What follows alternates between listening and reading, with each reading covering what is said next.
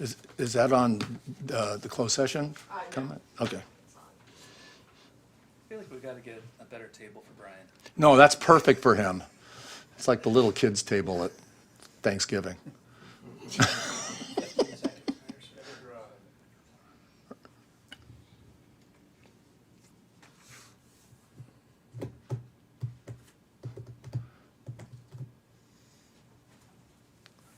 Okay, call the special meeting of the San Clemente City Council for August 18th to order, noting that all 5 council members are present.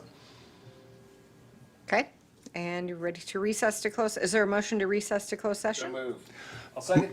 We have a motion by Councilmember Cabral, second by Councilmember Meyer. On favor? Aye.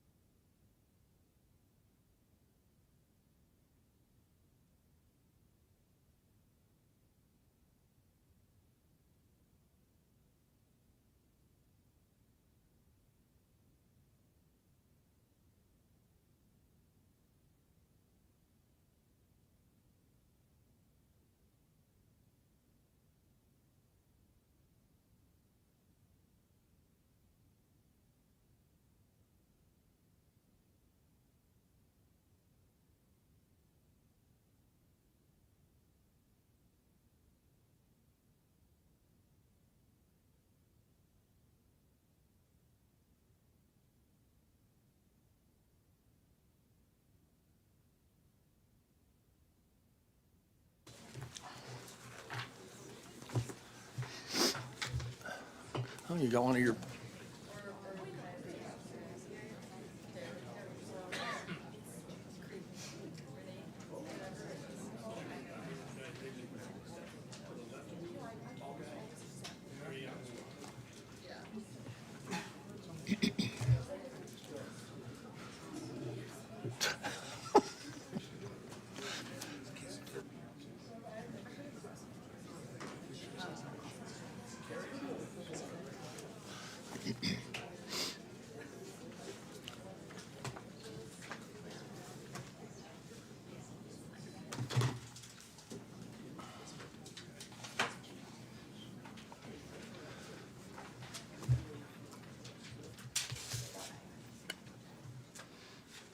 Okay, Mayor, it is 5:30. Would you like to start the business meeting? Absolutely. We'll call the San Clemente City Council meeting for August 18th to order.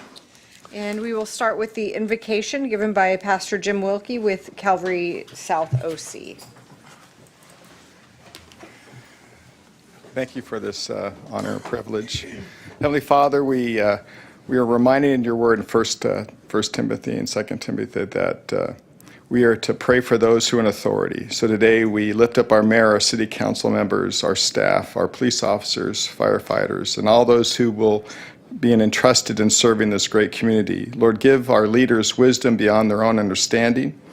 Help them to make decisions with integrity and courage and humility and a genuine concern for the people they serve. Lord, we also just ask that you would give them the courage to make decisions that there might be disagreement. Lord, give them civility in the way they discuss and among them and among the citizens that bring their questions and concerns. Lord, may our city be a place where families can flourish, where people can worship freely, where businesses can prosper, where our streets are safe, and where our neighbors look out for one another. Lord, we thank you in all these things and give you praise and glory. Amen. Amen. Thank you, Jim. Thank you. Is Sophia DeRouchey from the high school here someplace? Want to come up and lead us in the pledge, Sophia? Okay. Up there? Oh, okay. So people can see you better. Okay. Hello. Place your right hand over your heart. Ready? Begin. I pledge allegiance to the flag of the United States of America and to the republic for which it stands, one nation, under God, indivisible, with liberty and justice for all.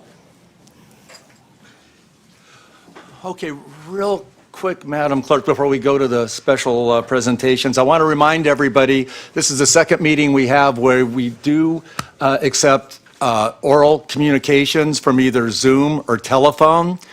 And what we're going to do is the same way we did the last meeting, is we take all the people that are here in person, we take your cards first, and then when we're done with those, then we accept the oral communications for people who are not present. So if that's clear to everybody, then we can continue. Okay, next item on the, just roll call, and we will note that everyone is present. All council members are present. Next item on the agenda is special presentations, and the first presentation is recognition of Humanitarian Award recipients, Sophia DeRouchey and Ryan Cuenca. And I have plaques for both of them, Mayor.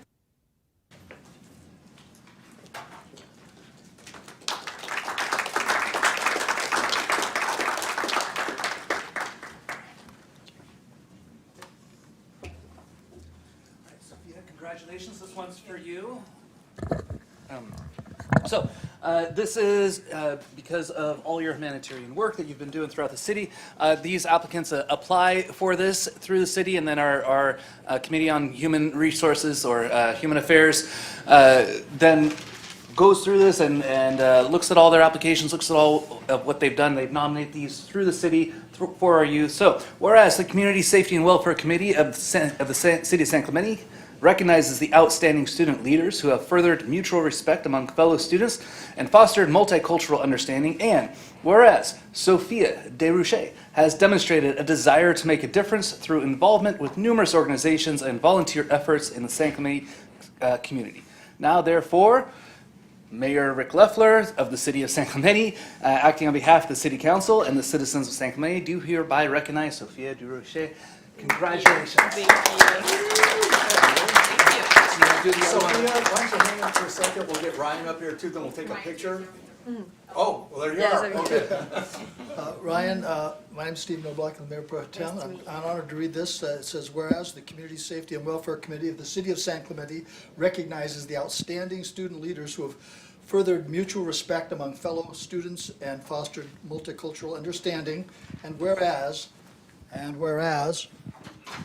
Ryan Cuenca has demonstrated a desire to make a difference through involvement in numerous organizations and volunteer efforts in the city of San Clemente and our community. Now, Rick Leffler, on behalf of the entire city council and as the mayor pro tem, I will honor you with this, acting on behalf of the city of San Clemente and the citizens of San Clemente, recognize you, Ryan, for the work that you've done and the participation that you've done in our community. So thank you very much and God bless you.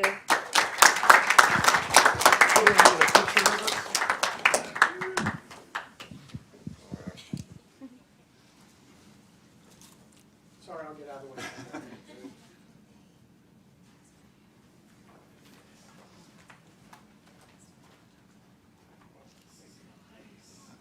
Congratulations. Thank you.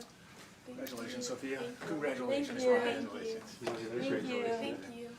Thank you. Thank you. So we're doing the other recognition. You guys want to stick here for a second here? We got the outgoing. Okay, next item on the agenda is presentation of commendations to outgoing commission and committee members in recognition of their service and commitment to the city of San Clemente. From the Arts and Culture Committee, we have Nicholas Craze, Kathy Kohler, and Joshua Paskowitz. Beaches, Parks and Recreation Commission, Sherry Grace, Teddy Kahn, Alyssa McCann, Matthew Schmidt, and Deke Van Noort. Community Safety and Welfare Committees, Stuart Anderson and Tom Hazelton. Golf Course Committee, Mandy Hamilton. Planning Commission, Gary McCann. And that is it. If you've received your tiles. If you're here, why don't you step up here? We'd like to acknowledge you, get a great photo here.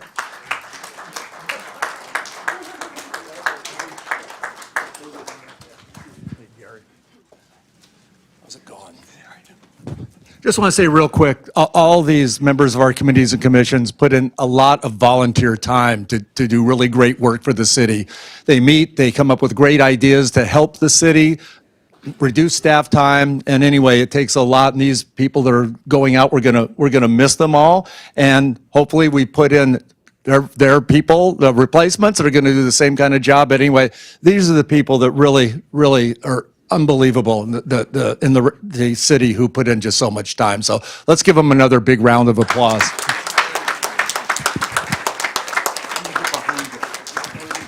This is going to be my Christmas card, so everybody smile now.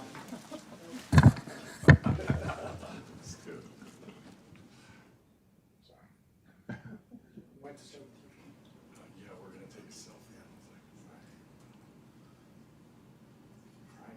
Okay, let's take a selfie, just Oh, Josh, not the selfie.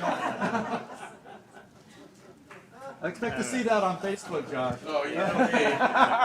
Hey, well, thank you guys so much. Thank you so much. Thank you. Great pleasure. Aloha.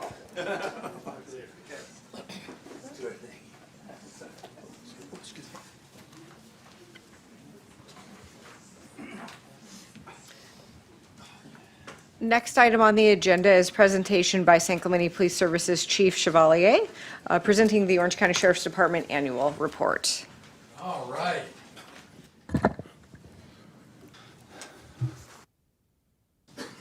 Good evening, Mayor Loeffler, members of the City Council, and City staff. My name is Justin Chevalier. I'm the Captain and Chief of Police Services for the City of San Clemente.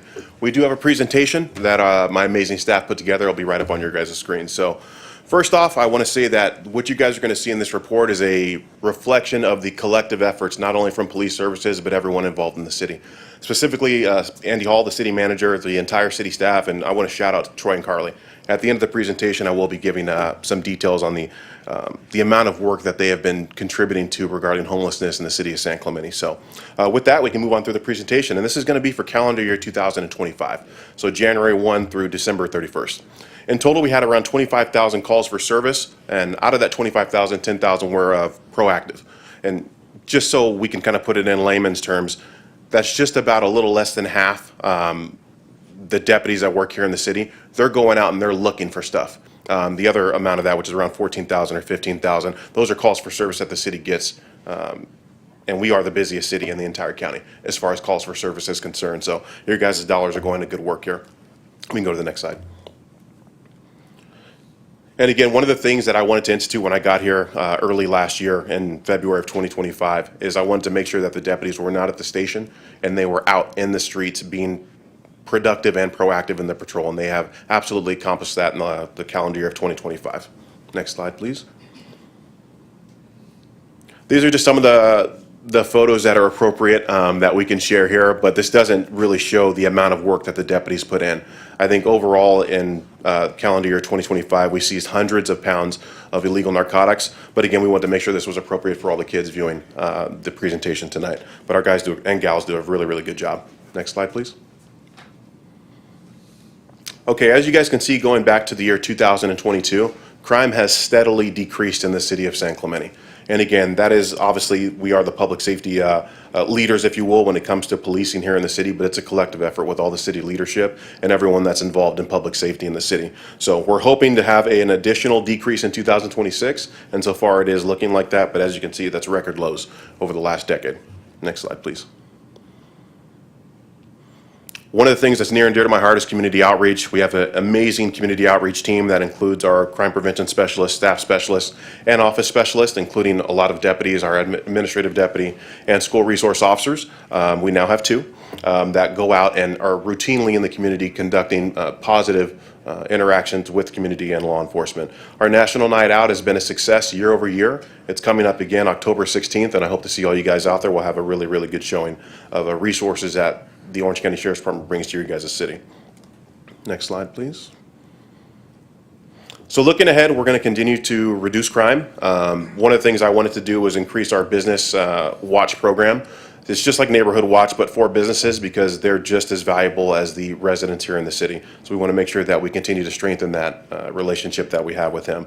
Obviously, crime, we want to continue to reduce that, and emergency response to things. I believe Community Development Director Adam Atamian has put together a really good team when it comes to emergency preparedness and emergency management, and we're going to continue to work well with them so that way when something bad does happen in the emergency management realm, we're working together, and it's not going to be the first time that we do it. We do practice regularly. We have a meeting actually coming up for fires, and that is something that we have been doing monthly to make sure that we're completely prepared for any emergency incident that does occur. Next slide, please.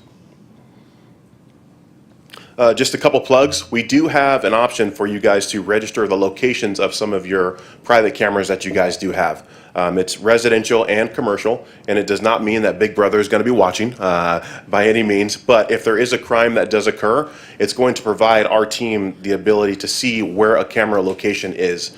My department would then reach out to you and ask if you could personally provide the video to us. So we wouldn't be installing any sort of devices or anything like that. It's merely just a location for a camera if a crime is to occur in an area where that camera is. And that's our real-time operations center up in Tustin. That would be kind of the forefront of that. Next slide, please. Our e-bike rider program has been extremely successful in the city. We're going to continue to push that with education as well as aggressive enforcement because the last thing that we want is anyone to get hurt or anyone to continue to think that it is okay to violate the rules of the road. So with the public safety, the education, awareness, and enforcement that we have done this past year in 2025, it's going to continue in 2026, and we're going to hope that we never have any major incidents regarding e-bikes, collisions, or illegal riding in the city that become a problem. Next slide, please. Follow us on social, and then there's a couple stats that aren't going to be on here that I wanted to share with you guys. Back when I first got here in February of 2025, we had over 50 people experiencing homelessness in the city. With the efforts of Troy and Carly, the city, and obviously in partnership with the Sheriff's Department, we've been able to reduce that number to 10, and that is as of this month. And again, that's through outreach efforts, finding them housing, and of course enforcement of the many municipal codes and laws that we have here available to us in the city. An additional number and stat that is available, readily available if you guys ask, is our priority one response time. Last year, our priority one response time was 4 minutes and 41 seconds. In 2025, we got that down to 4 minutes and 35 seconds. So every second counts, and yes, that's only 6 seconds, but again, 6 seconds could be the difference between life and death, and because of the proactiveness and the partnership that we have with the city, and our deputies doing an excellent job being out there in the streets, we've been able to get that time down to a pretty good amount. I think we are leading in that category for the entire county as well. So with that, appreciate you guys. It is a pleasure to serve the city of San Clemente, as Elizabeth Mitchell would say, but I'm here for any questions if you guys have them. Thank you, Chief, to start with. Outstanding. Have any questions or comments for the chief? You know this issue, you know very well, because people have been writing to you this past week about Las Ramblas, and can you just give the community a little bit of an update on what's happening there and how you intend to address that? Sure. No, in partnership with the city, the residents in the street that is affecting off of La Rambla, and the 4 beach patrol deputies that we have instituted over the last year, I think we're going to be able to conduct a education.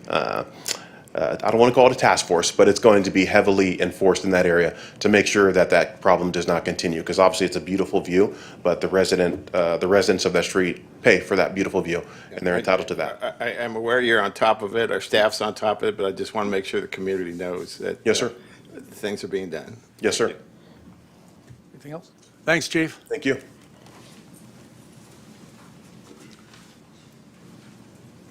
Next item on the agenda is council member reports. Anybody want to volunteer to kick it off? I would actually make a motion just to ask that we move this to right before our consent calendar. Over the past few times, we have gone into 15, 20 minutes of talking, and I know that we have discussed before, hey, keeping this to 2 minutes, but we cannot hold ourselves to that amount. So I would make a motion to move this to right before consent. Mark, are you talking about this meeting only or as a policy and going forward? in the Just for this future? meeting only, and then we can discuss this for a policy going forward later if we so desire. There's no, I'm good on it. I was thinking that. you'll second it? Okay.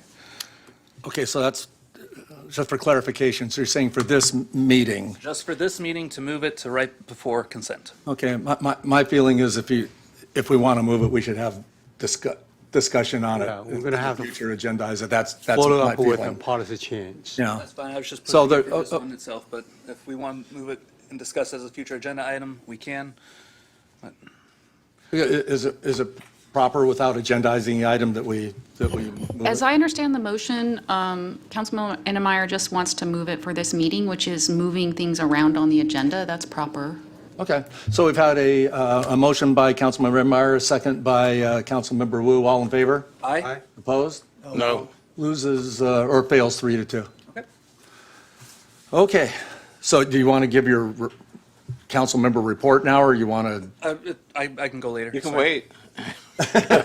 Please, go for it. No, I said you could wait till the end if you want. Let's go. Hey, Victor, you want to kick it off? I'll kick it off. We had a meeting with Love San Clemente. We have a event scheduled for 9/12 of this year. As you all know, the 25th anniversary of 9/11. It's a work volunteer day. We're going to have a Love San Clemente event beginning on the 9/12 that Saturday. There's a whole slate of volunteer opportunities. Take a look at the Love San Clemente website. For the Love San Clemente school projects, we had almost 1,000 volunteers. We hope to have at least that many for projects to clean up our city. We had a city investment advisory meeting, and I'll leave it at that. We had a golf course committee review of interviews for the pro shop. Attended the Fiesta Music Festival. We had last week the OCTA study review session. Most of you know what happened in that meeting. We had the Arts and Crafts Fair this past weekend. We had the Community Engagement Panel draft presentation review this week, or meetings next week, where we're going to talk about the options that are going forward for moving the nuclear fuel out of San Clemente. I had meetings with residents in Cypress Shores about what's happening with the parking down in South San Clemente. Residents have been very concerned about that. Got together with residents down there. A lot of it's been cleaned up, but there's still ongoing efforts to clean that up. Had a meeting with State Parks down there, Scott Kirby, about some projects that we're working on to clean up the state parks also. That's it. Great. Zen? Thank you, Mayor. On August the 10th, attended OCTA Coastal Rail Resiliency Study public listening session. On August the 12th, attended SCAG's Connect the So-Called 2025 subcommittees meeting. It's the first meeting to kick off the preparation for the long-term planning document. Also, I'd like to give a shout out to our city manager, Andy Hall, and worked diligently on the homelessness issue at the south end of El Camino Real. I think we're getting close to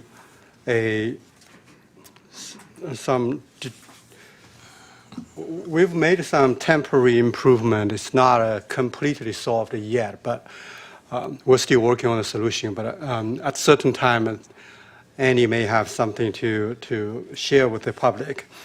Lastly, Laura, do you have my presentation? You can put it. Okay.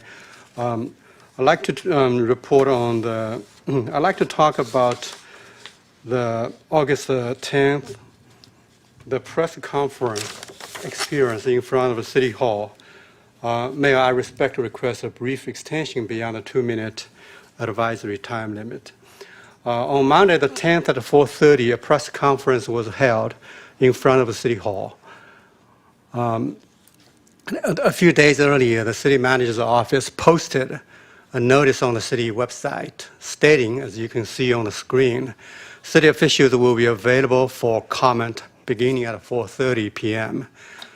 Just ahead of the 5 o'clock public listening session on OCTA's Coastal Rail Resiliency Study.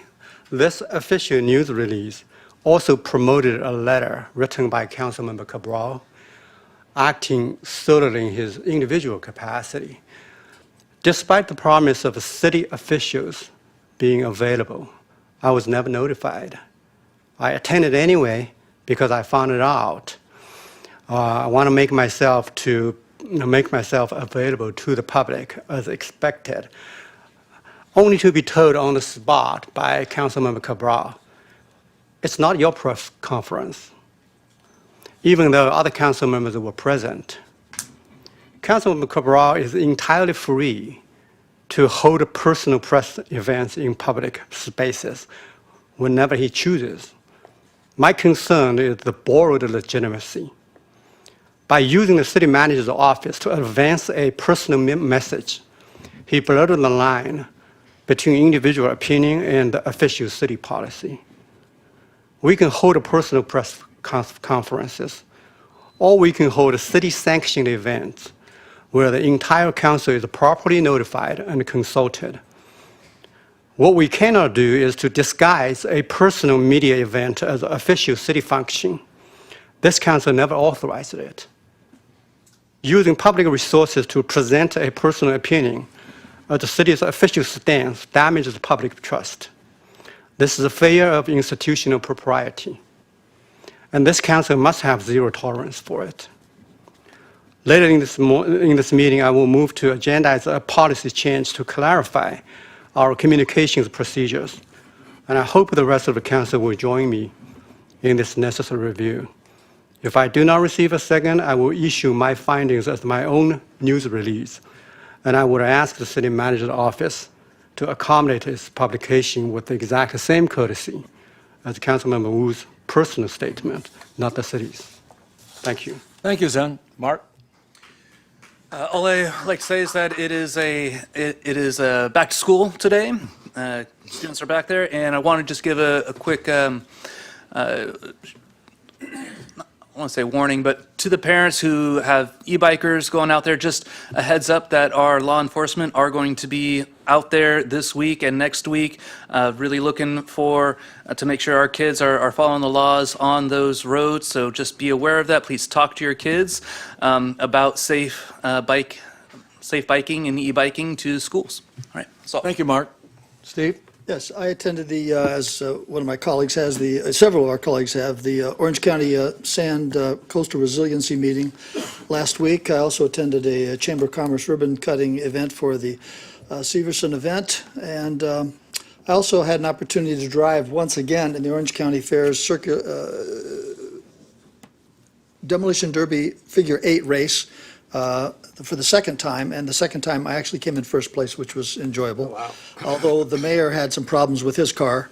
I saw, I have Mercedes- Mr. Mayor Pro Tem, I have it on good information that they saw you tampering with my car before the race even started. I want to make a point of order on that right now. I'm innocent.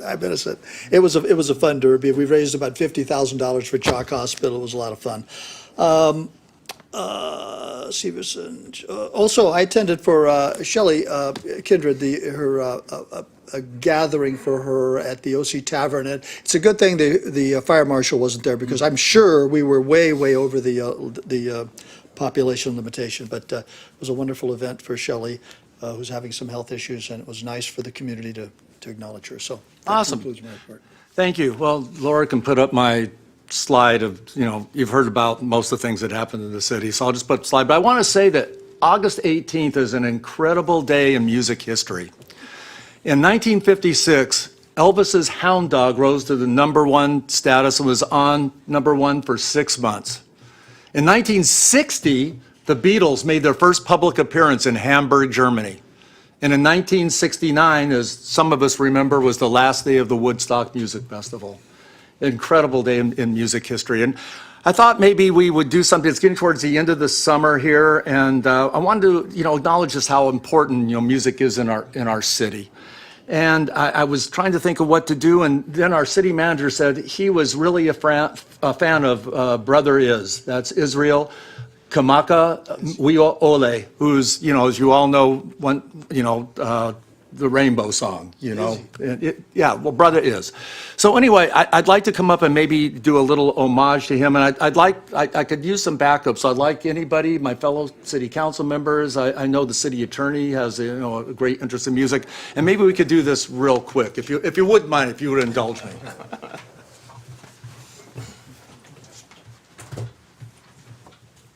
By the way, my CD, it's a little old. Don Ho sings the Island Hits with Rick Leffler. It's available on Apple Music.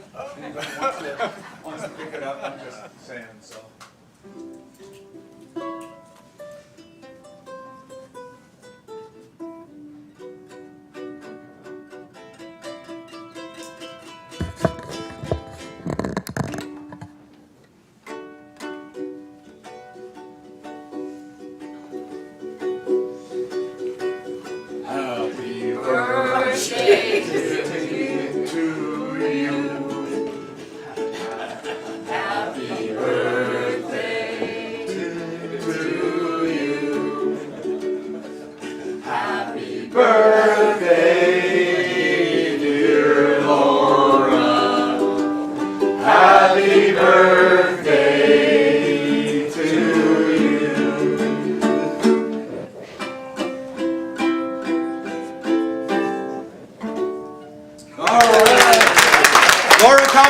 City Clerk's birthday today. I really know how to throw a party. All right. Lois, first person on oral communications. Are you singing? My birthday song last year. Thank you, Mayor. I appreciate that. What about the backup group? No songs from me.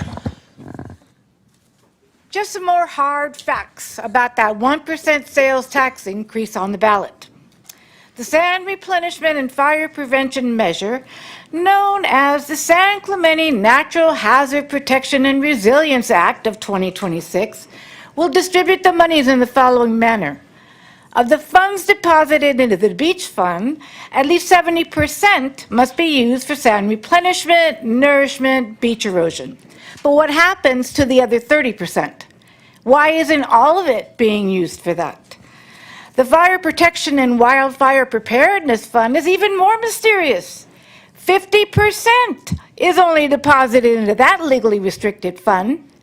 dedicated exclusively to fire prevention, emergency response support, and wildfire risk reduction. It would include support for ACFA and other fire protection services provided or contracted by the City of San Clemente. What other agency besides ACFA provides fire protection services or are contracted by the city? Resources to enhance wildfire readiness, emergency response, firefighters, but excuse me, don't we pay for this already? Just ask our city manager or the budget personnel about what constitutes the largest expense in this budget. City-administered long-term wildfire prevention programs that include planning, risk assessments, and partnerships, vague terminology, to reduce hazards. The city, without any expertise in this area, will carry out these programs on both public and private lands. What are they going to be doing on private lands? Citywide community outreach, education, and management and engagement programs focused on wildfire prevention and vegetation management across both, again, public and private lands. Would this include providing homeowners that live on bluffs information about how to prevent slides, as is already performed in other beach cities without any increase in taxes? And what happens to the other 50%? Here is a breakdown of the taxes. If we raise $10 million, $5 million will go to the sand fund. 70% or 3.5 sand replenishment. Dredging costs are about $10,000 per cubic yard. So we get 350 cubic yard of beach for that. But what happens to the other $1.5 million? And the $5 million placed in the Fire Prevention Restricted Fund, 50% or $2.5 million is spent on fire prevention. Specific programs are hinted at, but there are no cost estimates. Neither the City Council nor its staff have any expertise in this area. Thank you, What Lois. happens to the other $2.5 million? Thank you, Lois. Like your shirt. Okay, I'll call up the next few speakers. Amanda Quintanilla, followed by Susie Lance and Rick Rodriguez. And we'll start with those, and then we have a group of individuals. Great. Good afternoon. Next slide, please. So last city council meeting, there was concerns regarding how certain projects are pushed through. The Victoria sidewalk widening was a concept that has changed. It's undergone several changes. And at the Beaches, Parks and Recreation Commission, the staff report said of June the 23rd that the fiscal impact, the action had no cost implications. Well, that's not true. Next slide, please. Oh, also, there was no arborist report in that staff report. According to the director of Beaches, Parks and Recreation Commission, she had mentioned, I do not have an arborist report for the tree. Next slide, please. One of the concerns was this was a capital improvement program project, and it was funding was from the gas tax RMRA fund, which was approved at the June 2nd City Council meeting under SB 1. However, in the Beaches, Parks and Recreation Commission staff agenda report, it said no fiscal impact. So there is a fiscal impact. There is money coming from somewhere, which could have been used for some other places like the T Street Bridge. Next slide, please. So one of the concerns was that you wanted to expand the Avenida Victoria to have more access on the sidewalk. However, here's two areas. Here's an area where 2 parking spaces can be placed for a trolley line. So there's more space there. There's benches over there. There's a bench there, and you could move the other bench on the other side, so you can have more room. The meter parking can be restored on the opposite side of the street, which we had mentioned to Andy Hall on the June 23rd meeting that we had down at the pier. Next slide, please.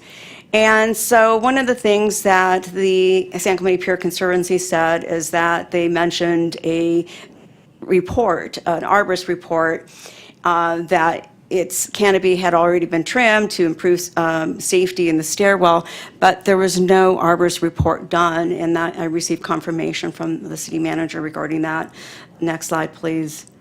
So there was also a concern regarding, on their webpage, it said that they wanted to minimize traffic congestion, but according to our city engineers, there is no traffic congestion on Avenida Victoria, so there is no data to support that. Next slide, please. So one of the things that they wanted to do is to restore the majestic corridor. But if you could see here, the little circles those are the view corridors, and it's not in front. Next slide. And then I think Amanda. I'm out of time. Thank you. Susie Lance and Rick Rodriguez.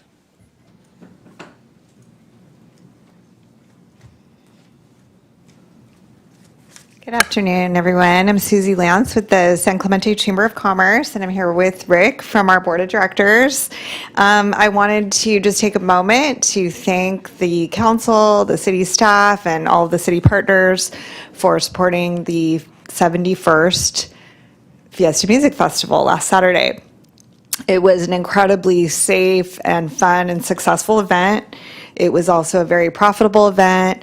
We were really proud to share that our beverage booth gratuities alone produced $10,000 in tips, and those will go back to our local charities. In fact, we cut those checks today, and those include some charities such as Pet Project Foundation, Fish for Life, Knights of Columbus, and others. So it's really exciting to be able to give that money out just a week later.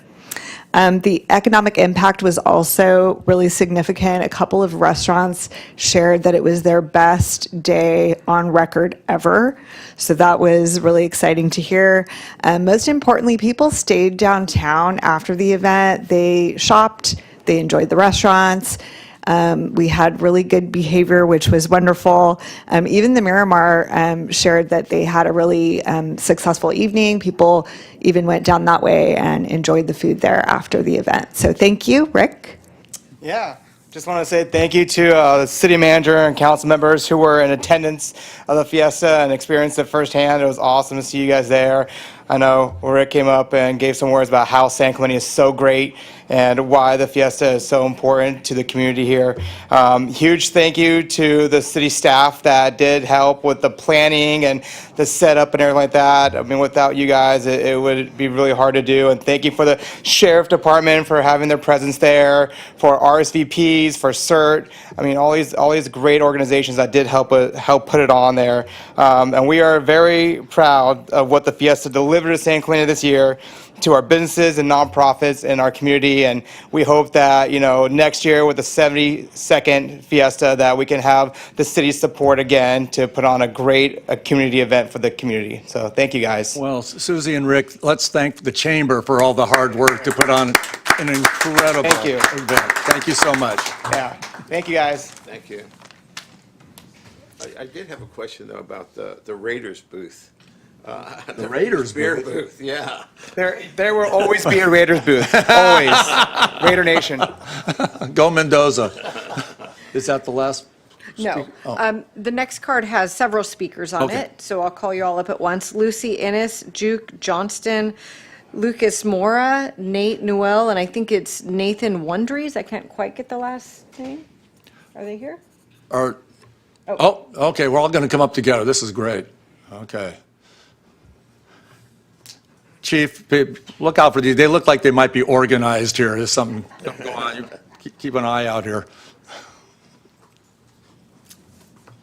Good afternoon. I'm Jake Johnson, representing San Clemente Marine Safety Department, and we want to bring attention to one important issue that will be lifeguard pay.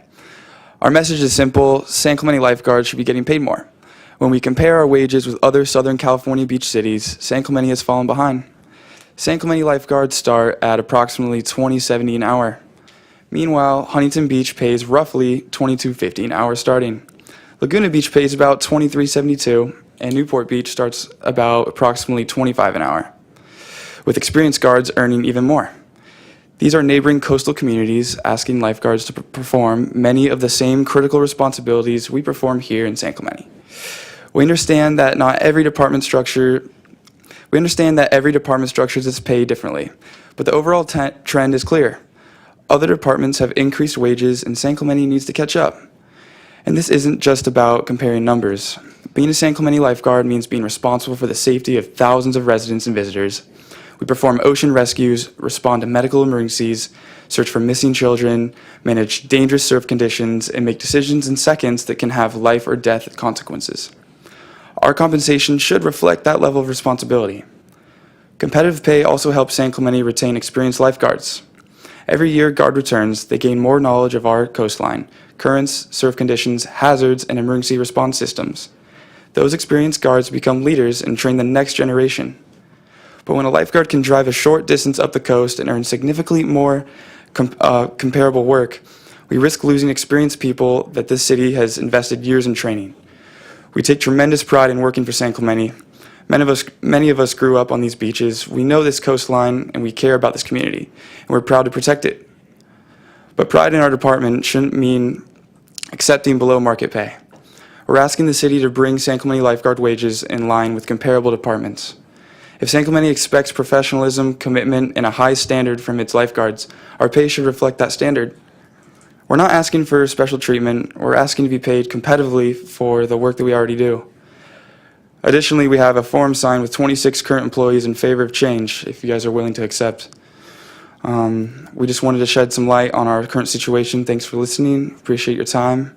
And we've got 30 seconds left. I'll hand off the mic to Lifeguard Mora. Thank you. Yeah, as you said, my name is Lucas Mora. I'm not going to be able to finish everything I have here, but I just wanted to say how grateful I am that I'm able to serve this community as a lifeguard. But I wanted to shed light on how we're kind of losing experience in our department. Usually our senior towers, including Tower 5 at T Street and Tower 6 at Linda Lane, are staffed by much older guards, such as fifth-year lifeguards and above, and they have second-year or third-year lifeguards working as their secondary. However, in recent years, especially this past summer... Wait, he can have 3 minutes also. We reset that to about 2:30 or something like that. Go ahead. Wonderful, thank you. Continue, I'm sorry. Yeah, we've had, especially in these recent years, we've had second-year lifeguards working these more advanced towers. We've also had second years working as junior lifeguard instructors, and rookies working towers that usually be staffed by second and third-year guards. And while our younger lifeguards are being held to a higher standard, with far more responsibility, we are not being compensated for it. This year, as I'm still in high school, I was honored with the opportunity to work as a junior lifeguard instructor and work in these senior towers, and I'm a second-year lifeguard. While I'm grateful for these opportunities, they also show that our department is beginning to lose experience. We have declining retention of lifeguards, meaning that our workforce is getting younger and less experienced. Beyond that, we are simply understaffed, causing us to be unable to open some towers on busy days. Furthermore, many of our older and more experienced lifeguards have been leaving the department for what they often call big boy jobs, because continuing to work for our department simply isn't enough to pay the bills. And then I'd like to pass it off to Guard Newell. And you can start the clock again. Hi, my name is Nate Newell. I'm a second-year lifeguard. I'm super honored to serve this community. I love doing what I do, working at the beach every day. I grew up here. My family has lived here for a really long time. This summer, as a second-year lifeguard, I was tasked with working Tower 5 at T Street, one of the most senior towers, as the senior guard, and Tower 6 at Linda Lane as the senior guard. And getting put in that situation as a second-year lifeguard is a super stressful situation, and it just shows that as a second-year lifeguard, we're losing a lot of experience because we simply just don't have the money to keep lifeguards working here. Like Guard Mora said, as guards get older, they need to make more money, they need to provide for themselves, and working as a lifeguard here can't properly compensate the cost of living. And I just wish that we could be properly compensated for the work that we do, and all the lifeguards here know firsthand that if we weren't on the beach, there would be drownings. Every single summer, we make multiple rescues and save multiple lives like every day, and I just wish that we were properly compensated for the work that we do. Thank you, guys. Thank you. Why don't you guys hang for just 1 second? Mr. City Manager, I know we had a conversation last week, and while I don't know if we have the ability today to bring them up where they need to be, we certainly need to address it. And was there some movement made in that direction? Yeah, we have a meeting actually coming up with the lifeguard captain, I believe it might be as early as tomorrow. I'm not sure of the date, but it's coming right up where we can be discussing this issue. Okay, and yeah, especially in the light of both the Congress and the state legislature looking to certify lifeguards as first responders, we need to address that. We have made some steps recently. We used to be like right at the top, and then we went to the bottom, and now we're sliding down the scale again, and we need to address that. I'm speaking for myself, and I know the city manager is working on this problem. It's a problem we have to address. Yeah. Mr. Mayor, I just want to let everyone know that this is public comment, and so we're not allowed to do anything other than have a brief response, and so the mayor has had a brief response, and so we can't really do more than that. I would like to make even a briefer response. This morning, Newsmax did a report on President Trump talking about the significance of lifeguards and being the first responders. You really are first responders in a critical life-saving environment. And the article is on the two lifeguards in New Jersey that lost their life, but President Trump was saying we need to recognize the significance of the first responders. I was honored to be on that with one of our lifeguard personnel here in San Clemente. We just appreciate what you guys are doing. Thank you for what you're doing. God bless you, and keep up the good work. And we'll be addressing the concerns that you've Yeah, if you just hang on just a little while longer. At the end of the meeting, there's something called future agenda items. There's something, and if you don't have to stay till the end of the meeting, but if you want to watch something, watch it at home, and you can see if we bring something up in regards to this. Awesome. Well, I just want to thank you guys again for your support and everything that you guys do. Thank you. Thanks, guys. Okay. Final speaker is Donna Vidrine.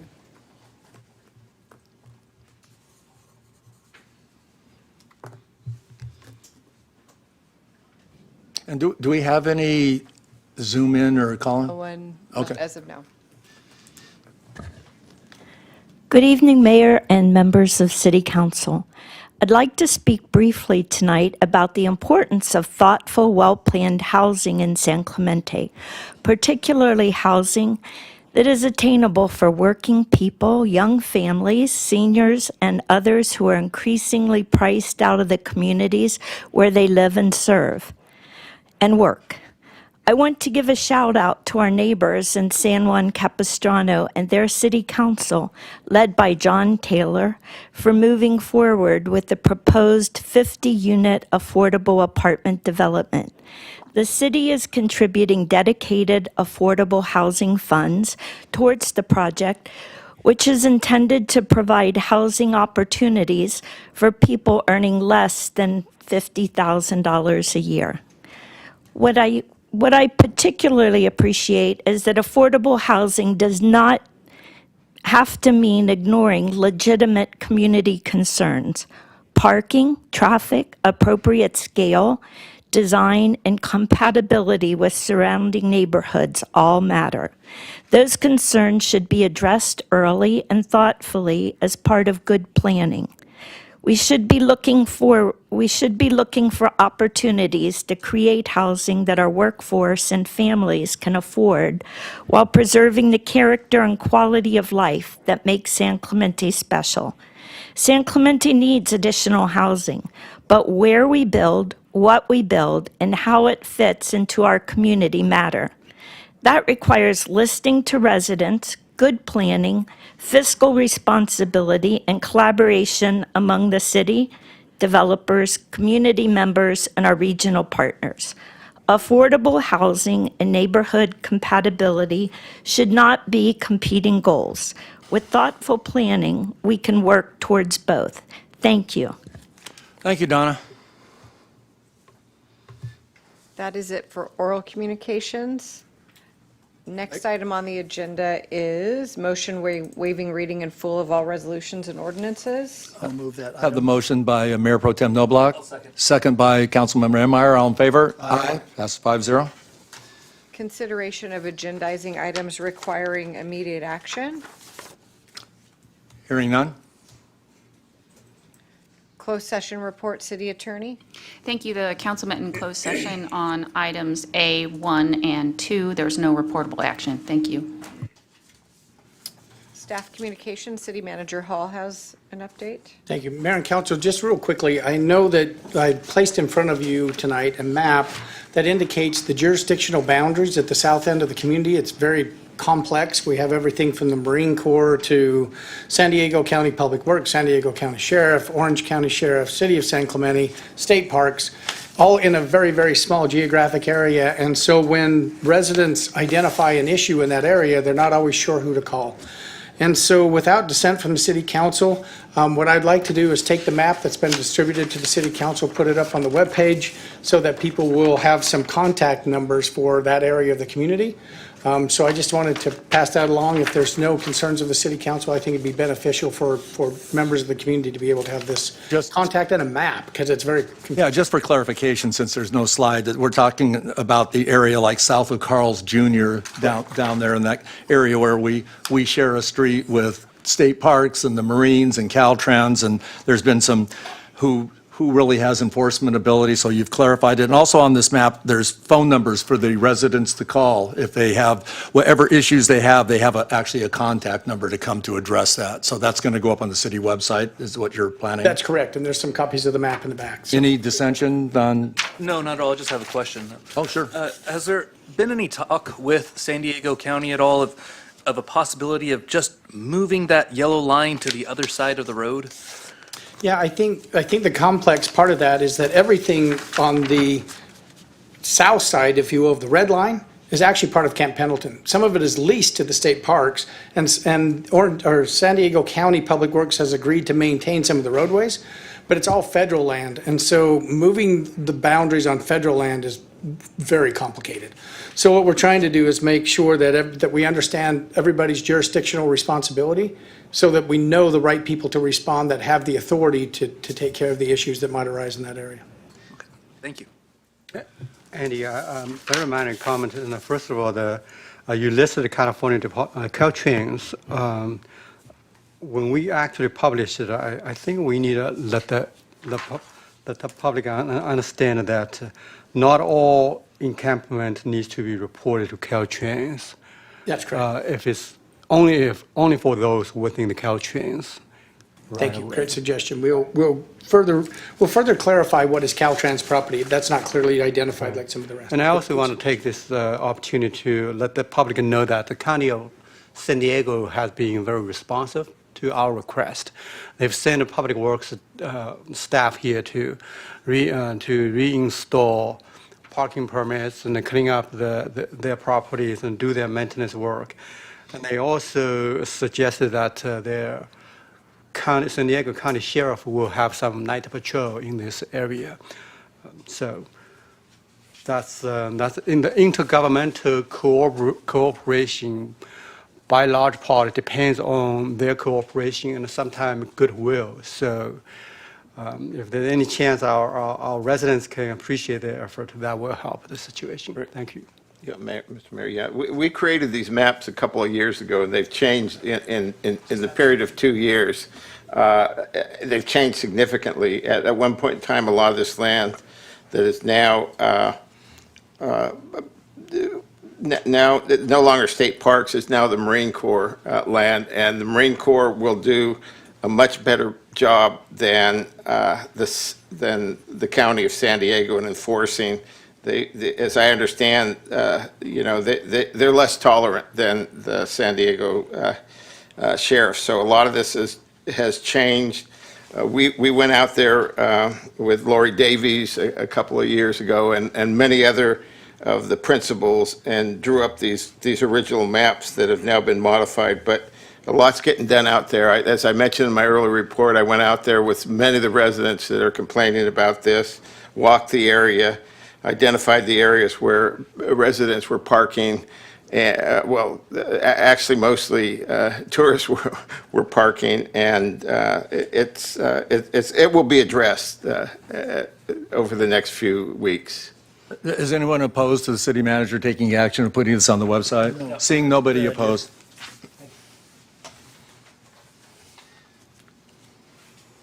Okay, we ready for the next item?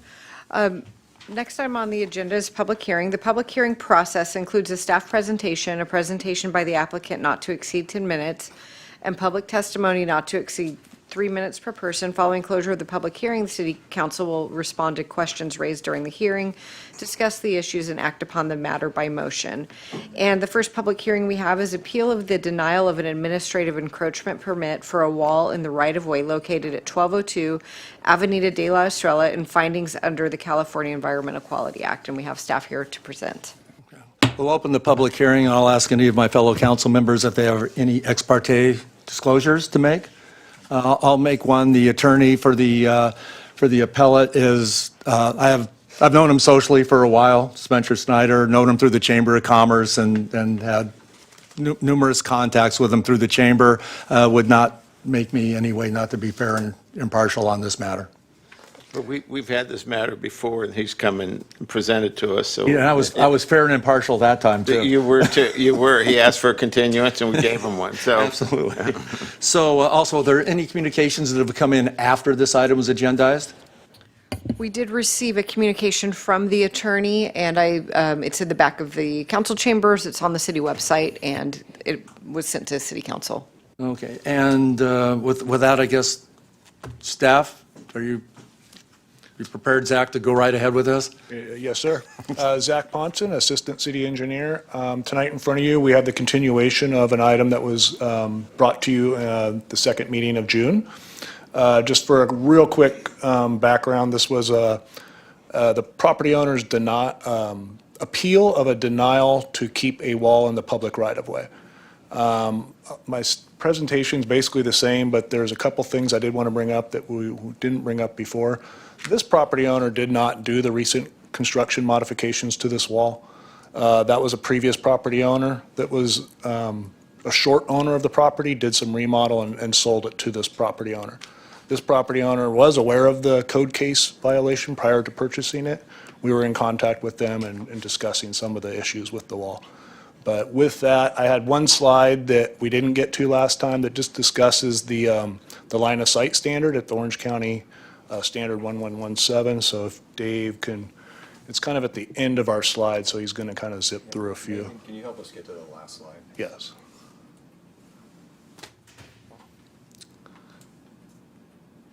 Oh, that was it. Yeah. So what this slide's showing is actual a cut and paste of the county standards. So the dark area is what's shown as a limited line of sight triangles. So when you're coming out of a side street, you stand back 10 feet, you look down a certain distance down these streets. And so we've done this analysis during our initial investigation. For a street like this, ideally you want to see about 280 feet down that street when you're seeing cars come out. At a height of about 3.5 feet from the viewer's eyes on a normal car. Right now, with the wall out there, we believe the line of sight's close to about 150 linear feet. Removing the wall gets us actually close back to that 280 feet. Parking is allowed on streets, but the county does not take parking into consideration. There is a recent state law modification that now prohibits parking close to intersections that would actually kind of negate any of those issues if there's a car on there. With that, staff's available for questions. Any questions to staff? I have one quick question. You mentioned the removal of the wall gets you back to the line of sight at about 260. Is that the complete removal of the wall or just reducing it to the 3-foot level where it was before? In our staff report, we had a lot of discussion. Removing the wall down to about 36 inches should give us back to that 280 feet. Thank you. That, the 180 you say, not the 2. We would actually get back to the 280. Okay, thank you. I have a quick question. I noticed in the photos and going out looking at the property, the stop sign actually seems to be in an ordinate distance back from the actual limit line.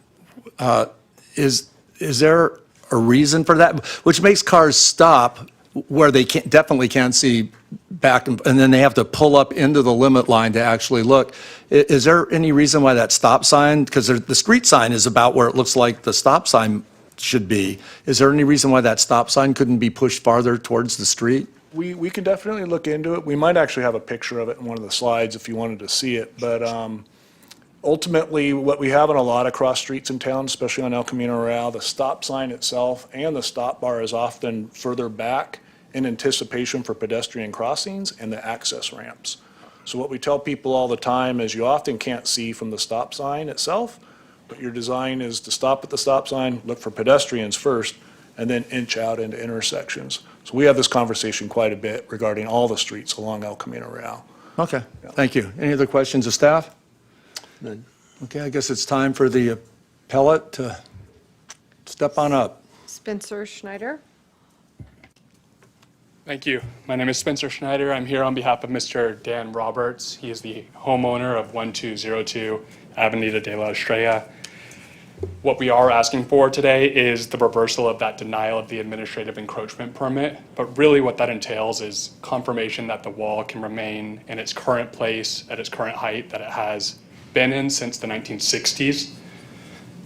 The wall's height, the position, and the footprint haven't been changed. The updates, which were done by the prior owner, were entirely cosmetic, where the bars in between the posts were just turned into a solid face there. And sorry, can we go to the next slide? I think we're on slide 3 now. One more.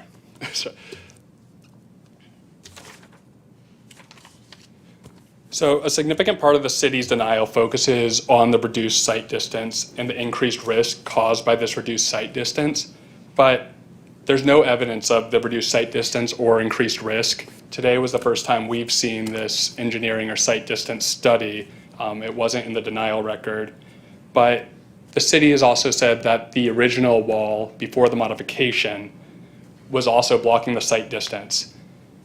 It's been up for over 60 years, and there's only been one complaint about this wall. It was fairly recent. The city also hasn't identified any accidents, either auto or pedestrian, at this intersection, besides one DUI that occurred a number of years ago at this intersection.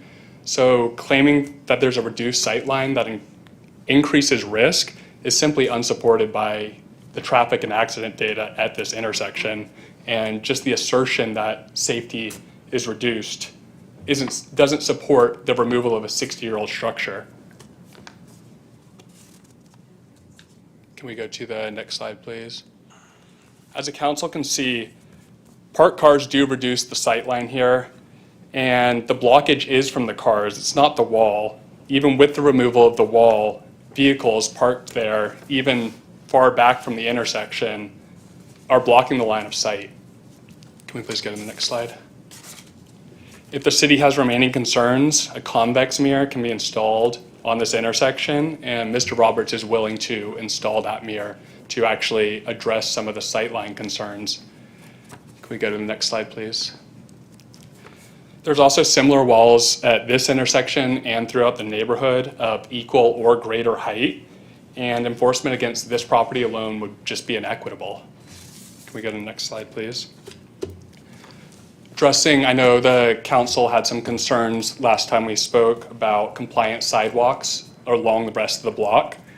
It was represented that the existing sidewalk on the rest of the block is largely compliant, but as the council can see, all along the block, this walkway stops, it starts, it's blocked. It's non-existent in some places as landscaping or walls come all the way to the street. It also has mailboxes, trees planted in the sidewalk. So changing this one property and this one wall is not going to create a compliant path of travel for the block. Can we go to the next slide, please? Addressing the drainage and lights raised by those concerns that were raised by the city, the drain holes on the wall face have now been closed, so nothing discharges onto the walkway any longer, and the lights can also be removed. Mr. Roberts is willing to take those down if that's what the city wishes. Can we go to the next slide, please? One of the city's proposed solutions was complete removal of the wall and grading into a slope. As the council can see from this rendering, that's completely untenable. This would be a steep drop-off to the sidewalk. It'd be about 45 degrees, and this would create runoff and drainage problems, which the city has also already expressed concerns about. And as the city can see from this rendering, cars parked along this street would still be blocking the line of sight. Can we go to the next slide, please? Finally, the wall's a safety feature for Mr. Roberts and his family. It's the only barrier between an elevated yard and a drop to the public street corner. Mr. Roberts has a 7-year-old child that uses the yard daily, and removal or even reduction of the wall creates a new hazard. It's also a privacy barrier, preventing direct line of sight from the street or the sidewalk into Mr. Roberts' yard or house. There is an individual living in his vehicle in front of Mr. Roberts' property, which makes this privacy point especially salient. Can we go to the next slide, please? Mr. Roberts has gathered over 124 signatures supporting that the wall remain in its place. These are his neighbors, these are constituents that have signed the petition stating that they support the wall in its current location, at its current height, that they don't believe it creates a safety hazard, and that they don't want the city coming to homeowners based on a single complaint and forcing them to undergo costly and expensive and extensive construction projects, especially to longstanding structures, and especially when there has been no proven safety risk. I just want to reiterate what we're asking for here, just that Mr. Roberts' wall is able to remain where it is at its current height and the height that it's been in since the Eisenhower administration. Thank you for your time. Thank you, sir. Do we have any public comments? We do. I'll call the first few speakers. Lynn Brongo, followed by Diana Lanston, followed by John Lanston. Lynn? Good afternoon, Council. My name is Len Brongo.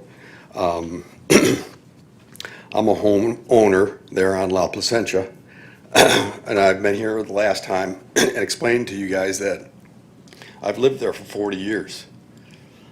There's never been a problem with that wall until it got modified. And since that wall's been modified, there's been situations that we've had with me personally in my own car. So a lot of these things that these guys are saying, the wall's been there for 50 years, that's correct. But when they modified it, that's when we had the issues. We didn't have any issues prior to the wall being modified because you could see the line of sight just like the engineer stated. There wasn't a problem. But once you modify the wall, you cannot see. You have to pull out past, almost into the oncoming traffic to actually, excuse me, to see any traffic coming at you. And in the morning, you know, sometimes when it's kind of like dusk, it's hard to see. There's a little dip there to the left.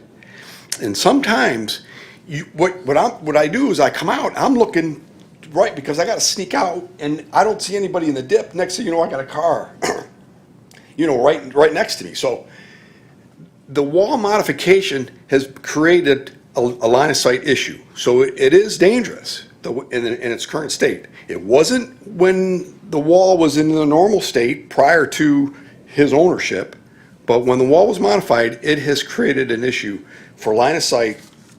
And I personally have had some issues. Not any accidents, so that, you know, like the attorney said, there's nothing reported. But I'm telling you, it's just a matter of time before it happens. The homeowner's only been there for a year, so I don't know that he's experienced any real situations. Number one. Number two, the signatures that he's got on the petition. I mean, I don't even know if anybody, all these people are you know, have licenses to drive, or if they even live there. I live there. I've been there for a long time, so I'm experiencing this every day. So the wall is a problem in its current state. I don't think you have to take the whole wall down, but I think if it was back to where it initially was, it would be fine. Thank you. Thank you, sir. Diana Lansden, followed by John Lansden, followed by Dylan Odbert.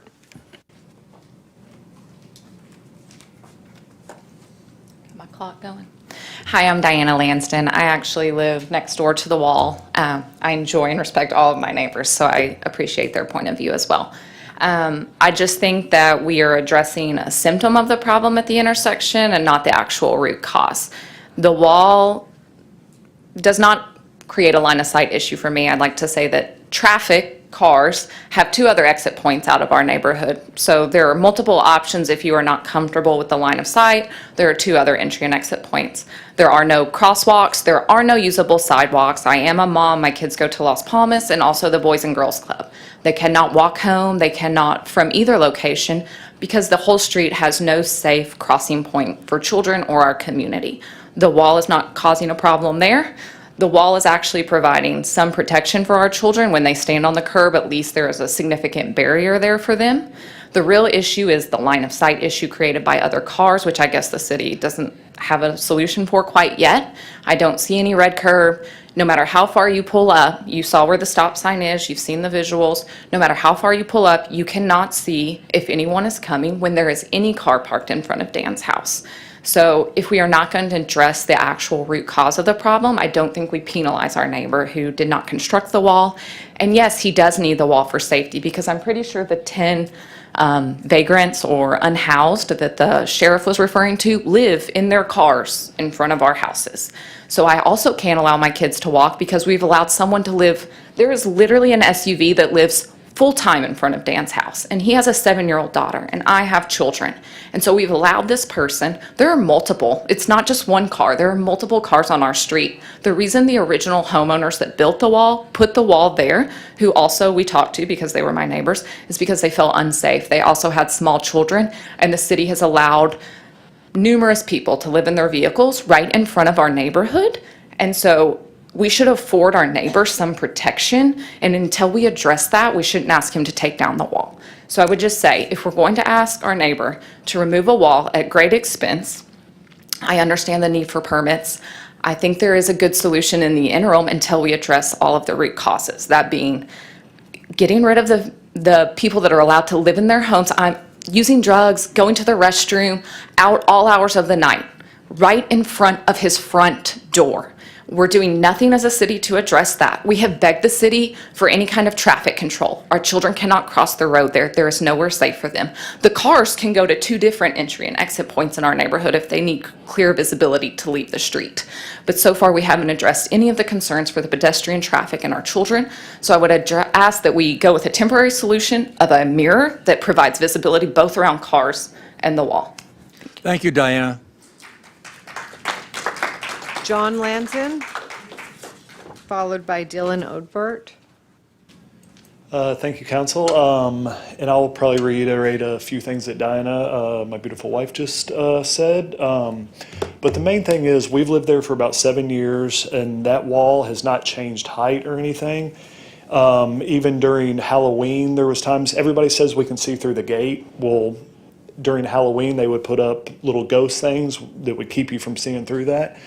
And it was also, we talked to those neighbors, and they wanted that wall. They loved that wall because they had young kids, to protect them. It was the only barrier for people not just walking right in their homes. And honestly, as you can see with all the pictures and everything, you have to pull up past that stop sign at least 10 feet. And if you stop your car at the front of the line, there is nothing that you can see. And if there's one car right there, there should be a red line that's going down for at least 2 cars.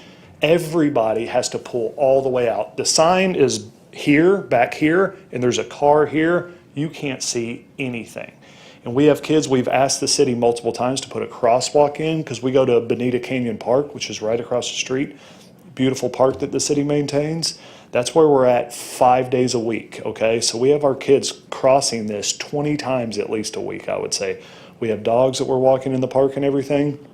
And literally, if there's a car there, we have to have them cross the street, which is also a blind curve, to the other side of the street to get max viewing of coming down here. And Lynn is correct. There's a dip on the if you're looking to the left, there's a dip. I tell my kids, wait. You're going to look both sides. You're going to look past the cars, and you're going to wait because there's always a car in that dip. If it's a low riding car, for some reason, we always wait, and then here comes a car at 40, 45 miles an hour. And we have 7-year-old, like 4 to 10-year-old kids that don't have fully formed brains and everything. So we are telling them, you have to wait for this, okay? But the main thing is, if you're out all the way to the stop sign, the wall has nothing to do with it. You can't see because you're already too far back. You have to go out. I would say the back of your car has to be on the white line to see, and that has no. And now we're 10 feet past the wall. Okay, it's if there's a car parked 20 feet down the way, we still can't see anything that's coming from that way. So, and I don't think that he needs to be penalized because it will cost 6 figures for him to fix this wall at least. I put in a small retention wall a few years ago with the city. It went through the whole ordinance thing and everything. And it was $50,000-$60,000 for a wall that would be a tenth of what he's gonna have to do, because he would have to tear it down, and for his family's protection, he's gonna have to put up another smaller wall, a retaining wall to keep everything from running down. So I don't think that we need to change the wall. It's always been that way, so. Thank you, John. Thank you. Dylan Odbert?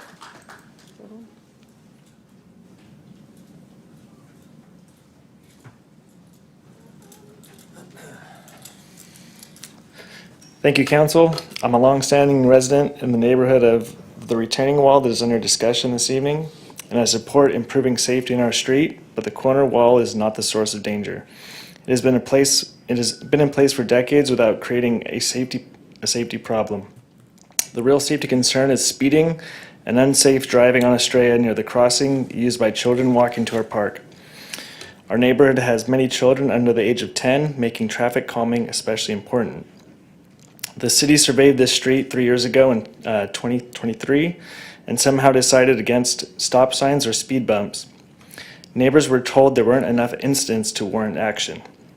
Removing a long-standing wall will not address speeding or protect our children crossing the street.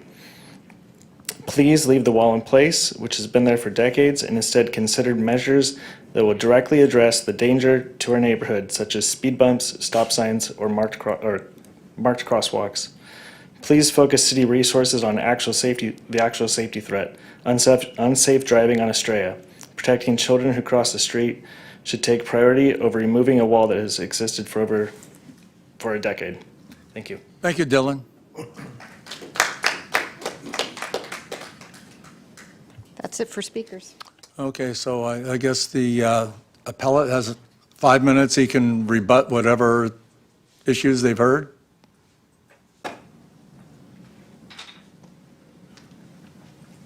I don't need the full 5 minutes, just we'll briefly reiterate. I think the neighborhood spoken, the petition speaks for itself. There's addresses on the petition as well, but the neighborhood doesn't feel like this is a safety concern. The data doesn't support this being a safety concern, and the city doesn't have to do anything except let Mr. Roberts keep the wall where it's been for decades. Thank you. Okay, thank you, sir. Do we have any questions of staff before the public hearing is closed? Can we take a break? Oh, okay, what, so, the council, can we take a 5-minute break? Sure. You don't want to do questions of staff first? Well, I think we want to take a 5-minute break first before we break those up. So we'll recess for 5 minutes, and I can't see the clock. We'll come back at like 8, at what time? It's 6:45. So at 6:50.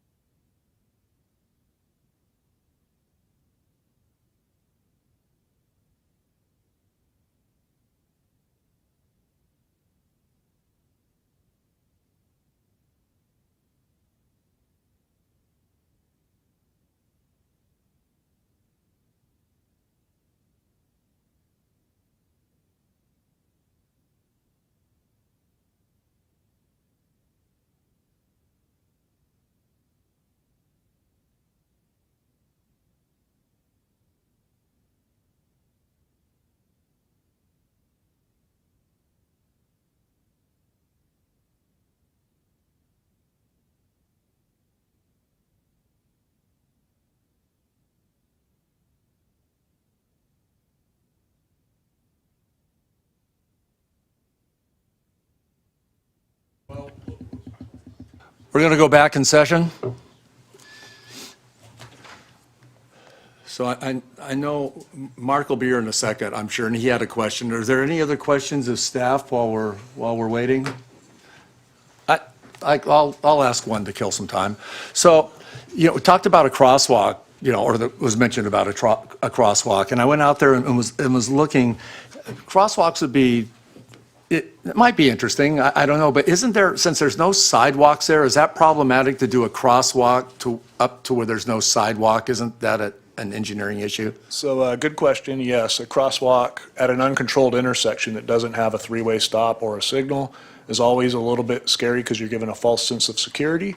But also having a crosswalk that leads to nowhere would be probably a very large ADA violation. And my other quick question, I know the vehicle code changed and now, blocking or parking on corner radiuses is an issue. There wouldn't be an issue going out there and painting that radius red, would there? We can do 20 feet per state law right now without going to Planning Commission and Council. Beyond the 20 feet, typically we would go to Planning Commission and come back to Council to codify that. Okay, so we could do immediately, we could paint the curb, and then if there was something that we wanted to address further, we just go to the Planning Commission. Correct. And looking to the east on that intersection, it is already red curbed. Okay. And so the right side is not red curbed. Okay. Yep. Mark, I think you had questions of staff, or? You addressed several of them. When was the last time we've done and then may have missed the first part of it. When was the last time we did a comprehensive view of that entire area? For like traffic calming and Yes. speeding, I believe he mentioned 2023, which sounds correct. Okay. I do know the results of that. It was focused also on the S curves kind of by the tennis court, where the speed was actually very slow in that stretch. I don't remember the results off the top of my head on the straightaway. If anywhere is going to qualify for traffic calming on this street, it's going to be the straightaway. The curves further to the west, if I remember correctly, the speeds were 10, 15 miles an hour on average, not 30 and 35 that you're looking for to qualify. There might be something there to this, and I know this is mainly just on the blocks itself, but for staff to look at a more comprehensive study specifically on that area, because it sounds like we're having a lot of issues on top of the wall itself. Right, so we can definitely relook at that straightaway. I don't need a petition from the city. If you guys give us that direction, we can do that, and that's something that really the traffic calming policy, we have a whole policy on that. We would come back to appropriate if it was additional red curb beyond the 20 feet or other measures in our toolbox, including speed bumps and stuff like that we have a lot of measures in our toolbox. Usually it's speed feedback signs are the next option after red curbs that we try to get people to slow down first before we start going with physical barriers like speed cushions. Okay, great. Any questions? Yeah, a few neighbors talking about the parked car blocking the sight line. What is your assessment on that? And if we were to prevent people from parking there, then does this wall still present a sight line issue? Yes, per the state law that we were just talking about, we can go out and red curb that, as soon as we get a work order into the maintenance department. We can red curb 20 feet from where the straight part hits the curve of the radius. So by state law, I forget the assembly bill number, I think it's 418, but that one, the daylighting law, it's referred to, we can actually go out and do 20 feet of red curb without changing our code. Anything beyond that, I usually do an investigation. I would look at this line of sight and say what's needed to get us closer to that line of sight of what we're looking for in this code. My guess is it'll go from 20 feet as one car. My guess is you would end up coming back with potentially 3 cars worth of red curb. Okay, my question is, if we were to take out 3 parking spaces in that segment, will this, because right now the parked car blocks sight line. If we were to prevent them from parking there, by taking out 3 parked cars, will that wall become an obstacle to the line of sight?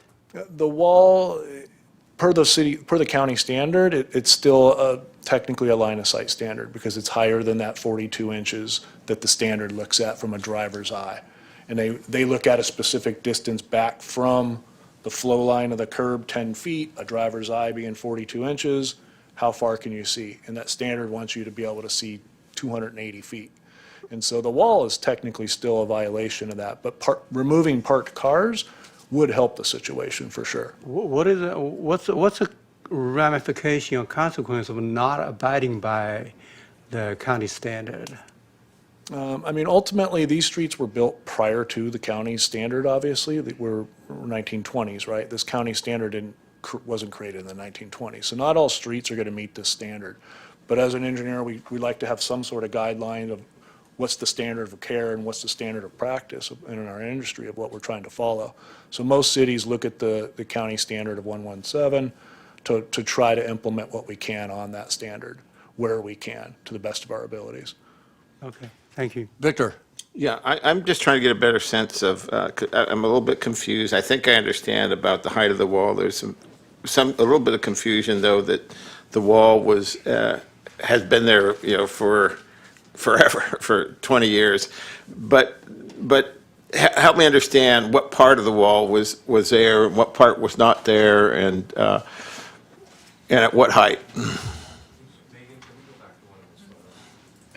So yeah, we have a couple photos that might show the pre-existing. So while she's looking for those, so here's the existing case where you're looking at the actual solid wall on the lower half that has been there probably since the 1950s. Okay. That's looking at, I'm guessing, since it's not there today, I'm guessing it's 30 to 36 inches high.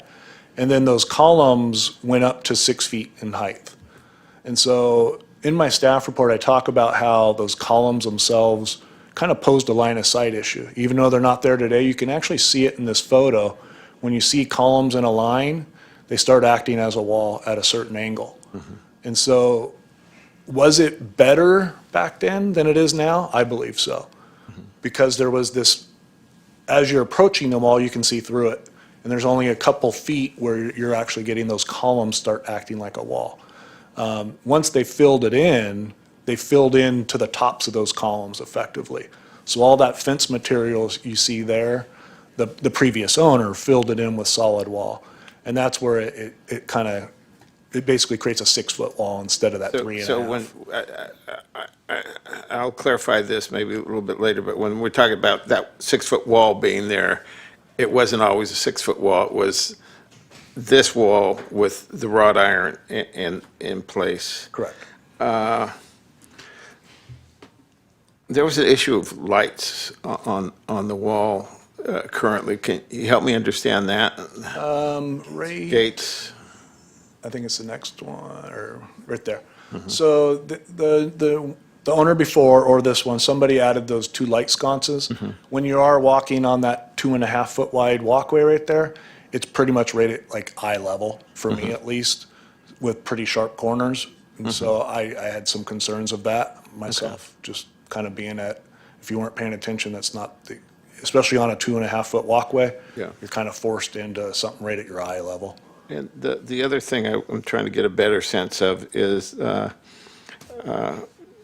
think that these owners bought this house with the wall there. Was there knowledge, though, of as far as you understand, that there was issues with the wall when it was purchased, or was there an ongoing action at that time? Can you help me understand that? So from what I can look back, one of my staff members, Alex Losky, he was in communications with the current owners as they were in escrow to purchase the house, and they were made aware of the code case on this prior to their closing of the purchase.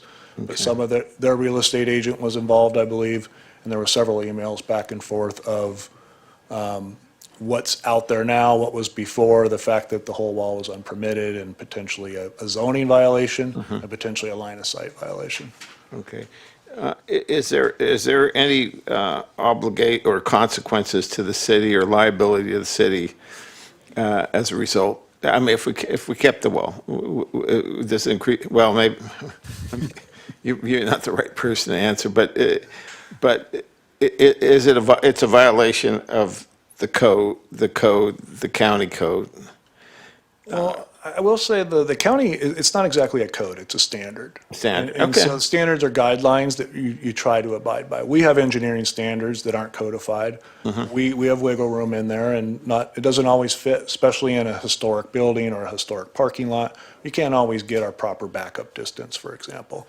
We waive these standards all the time to try to help development happen in town. So standards aren't codified. is the short answer. My last question would be, if hypothetically we were going to try and address the line of sight, would the entire wall have to be modified to its original, or could you just modify a smaller portion of the wall to address the line of sight? That is a good question, and I don't believe I have an aerial view of this. That is an excellent question. It is something we can look into if that was council's direction, because the further to the west, maybe it's not an issue as you're that far down toward their western property line. Somewhere between that gate and that western property line, there might be a point where that wall technically could stay. Well, what would be the option? Could someone, for example, could there be glass or something that you could see through as opposed to restoring wrought iron?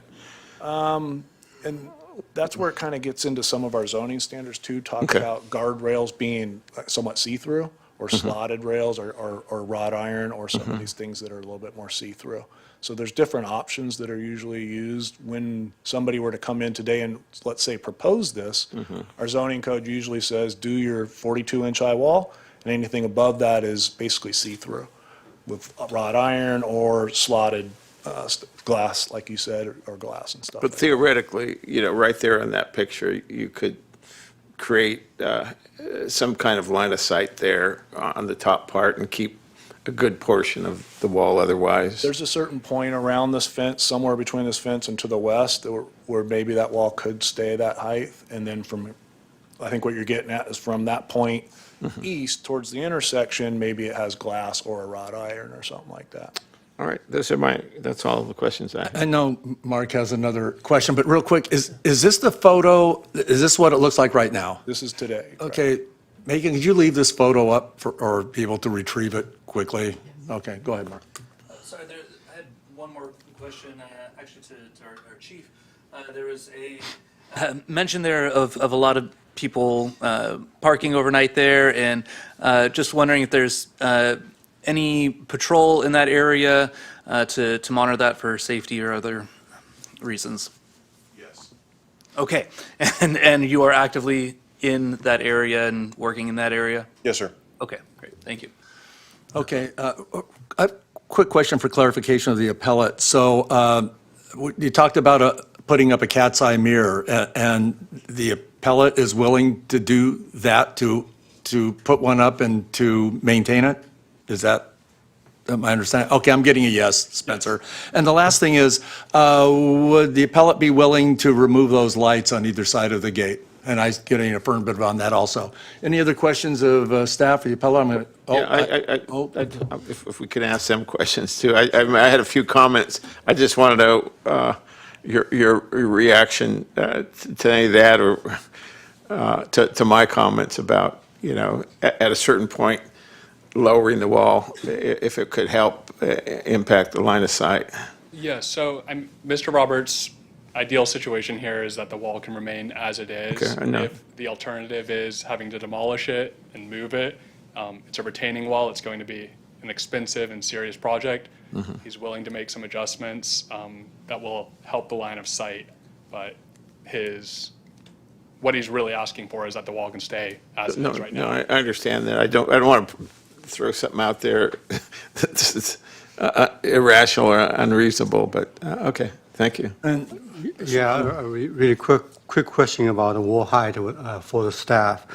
The zoning code has a front yard and a side yard if it's next to the public street, a wall height limit of 42 inches, as you just mentioned.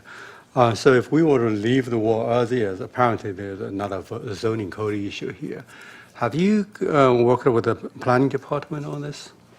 We have had some conversations with them on this. Ultimately, what you're referring to, the front yard setback, zoning code does say 42 inches is the maximum height of a wall on there. Normally, when they go through a minor exception permit, any guardrails on top of that are of see-through material.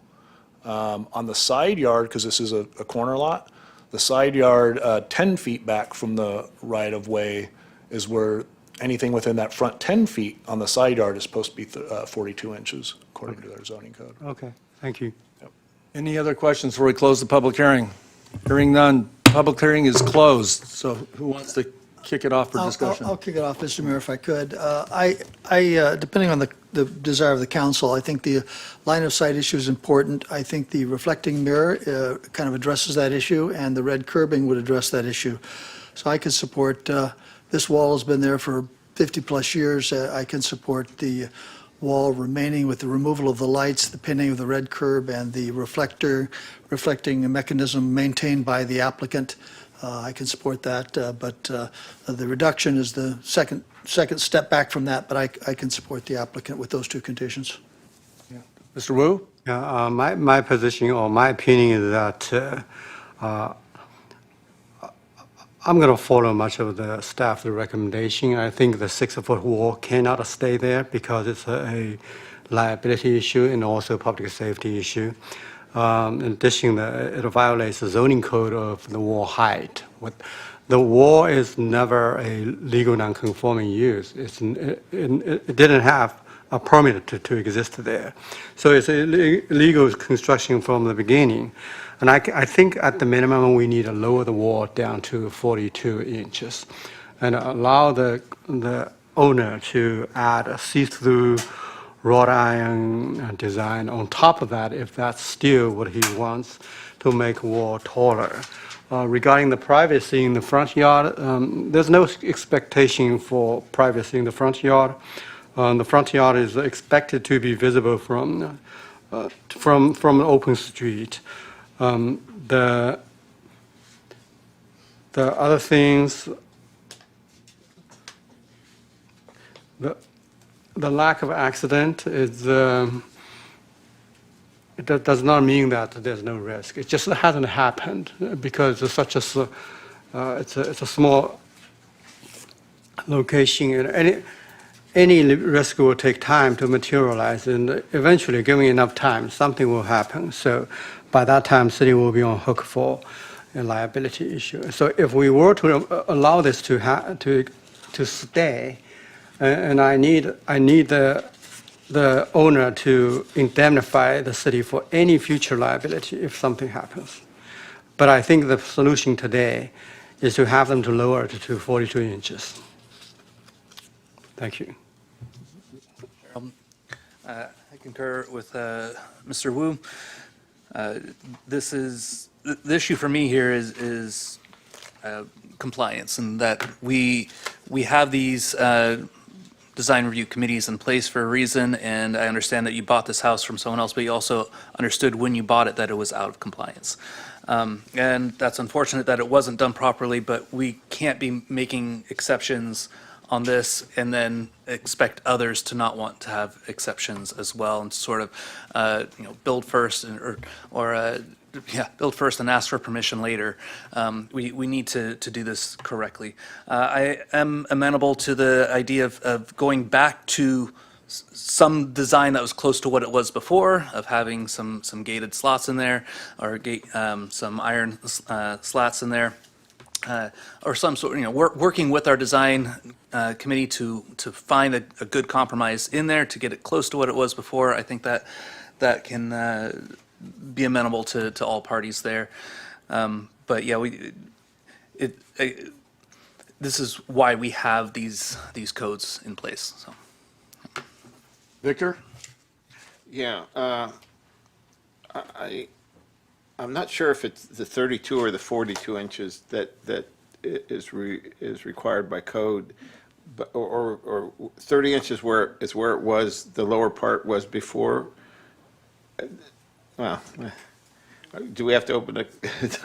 Well, yeah, I'll reopen the public hearing. The question of staff. Is 42 what you're looking for? 42 is the zoning code, actually, so that is in our code. The line of sight happens to also be 42, what staff was looking at was from a driver's eye on the street, so we actually put it down at 30.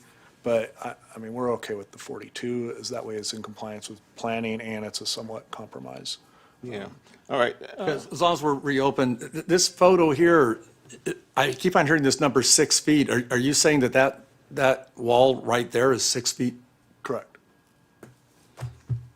Just about, it kind of varies with height because it used to have some steps in it, but I measured it right around in this area and I believe I was at 6 feet here. Okay, I'm going to close the public hearing again. Okay, so is that? My inclination is to create some line of sight opportunity, and I would hope that we'd be able to find a way that would lower it in the least amount of space to create that line of sight, either through the wrought iron that was there or through some other acceptable glass or that meets the city standard to address the issue of line of sight. But I also think, you know, the lights and the drainage, which has been removed, and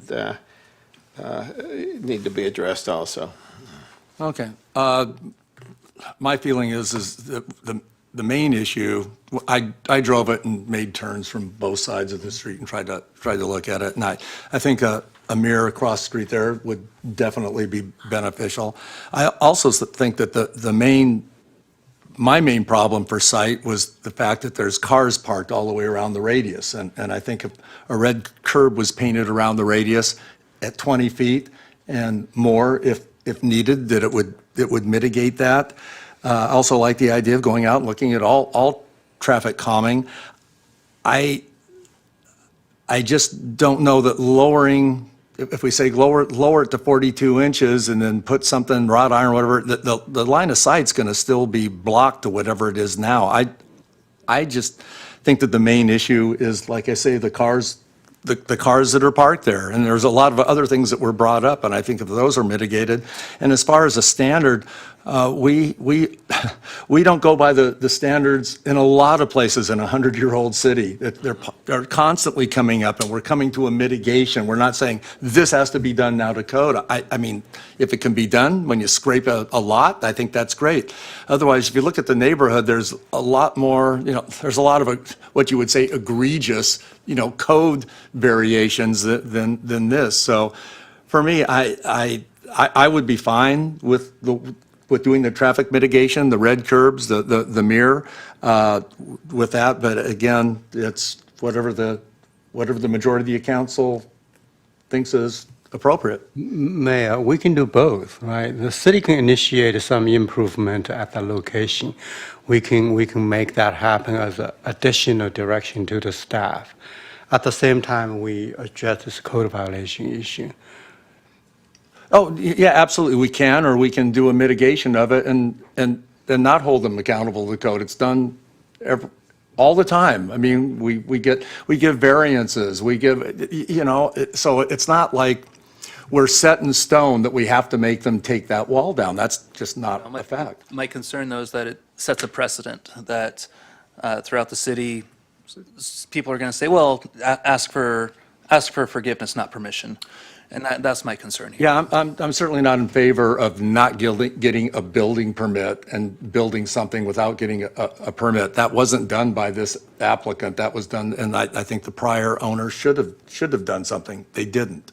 Again, it's done all over the city all the time, where you go out and you look at a project and you try to mitigate it. And every project is different. There's no, well, he did this, now I can do that, because that just isn't reality. That's not how it really happens in the everyday world here in the city. So that's. Mayor, if you. You go on, Zen. If you allow me, if you can reopen the public, I'd like to ask the council. Sure. Okay. Okay. A few questions.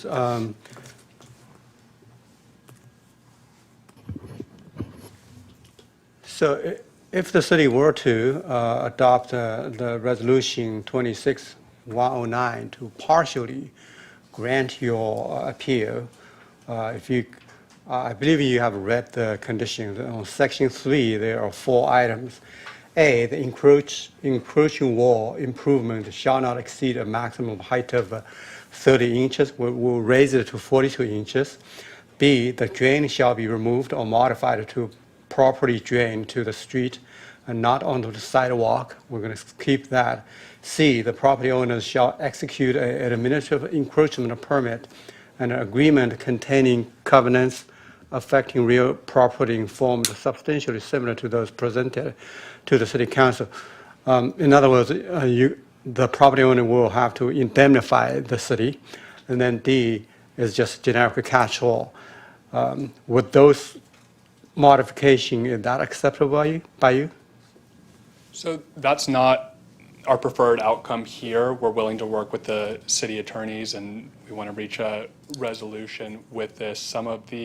In the proposed resolution, it really is a catch-all, placing a lot of liability that's not regulated onto Mr. Roberts. So we'd want to make sure that's spelled out what Mr. Roberts is responsible for indemnifying the city for. And then it also gives the city anytime, anywhere we can revoke this. So we'd want to understand that if we are undergoing a costly height reduction, that next week the city doesn't decide that they don't like this and reverse that encroachment permit. So we'd like some ability to come in front of the council again if that ever became a case. Can I just briefly address Mr. Mark's concern about exceptions to the code and this becoming a snowball effect?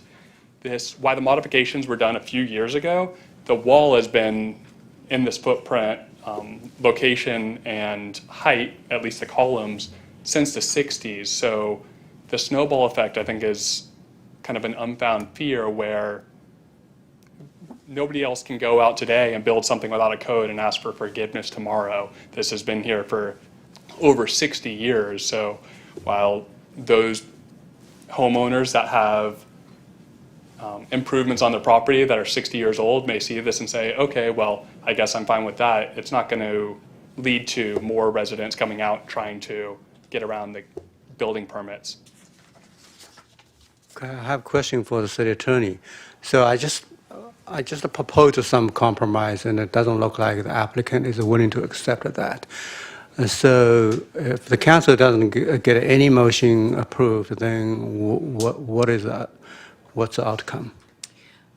So first of all, the applicant's agreement is not required. This is a quasi-judicial hearing in which the city council is deciding an appeal.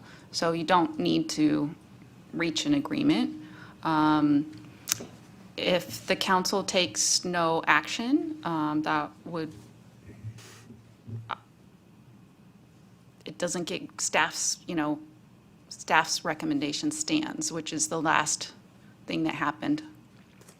Yeah, I think, Mr. Wu, your concern, I think, is being addressed in the license agreement. Paragraph 6 provides that the homeowner provide insurance, liability insurance. It's maybe a little weak on the indemnification provision. That section could be boosted a little bit to make sure there's a specific indemnity provision, if that's acceptable to the client for any damage caused by this structure. So I think your addresses, your concern's pretty much been addressed in the most part.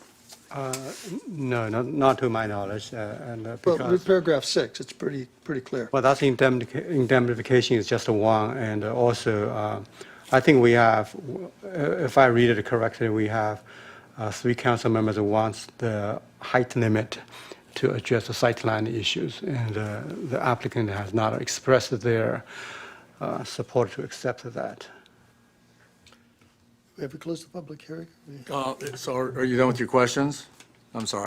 Public hearing is closed. Let's move forward. I'd like to make a motion that we address this matter by granting the applicant an encroachment permit with the condition that the lights be removed, that the reflector mechanism be installed at the cost and maintenance of the homeowner, and that the curb, at least the 20-foot section that we can do without additional authorization, be installed on the curb to the right of that parking lot. That's my motion. I make a friendly amendment that we also direct staff to take any whatever study they want to do for traffic calming in that location in general. And then also, once the red curb is painted, if it's deemed that that's not sufficient, that we go to the planning commission to extend that red curb. Absolutely. I'll second that. Okay. I make a substitute in the motion to adopt Resolution 26-109 with a modification to Section 3A that we change the height of 30 inches to 42 inches. With everything else in the original motion? The motion in 26-109, the one that grants their appeal, but with those conditions. With the added conditions of the mirror and the red curb and the traffic calming, or are you leaving those out? Those are the additional direction to the staff, but it doesn't have to be this resolution. Just for clarity on this, this would be proposing that that the wall goes to 42 inches.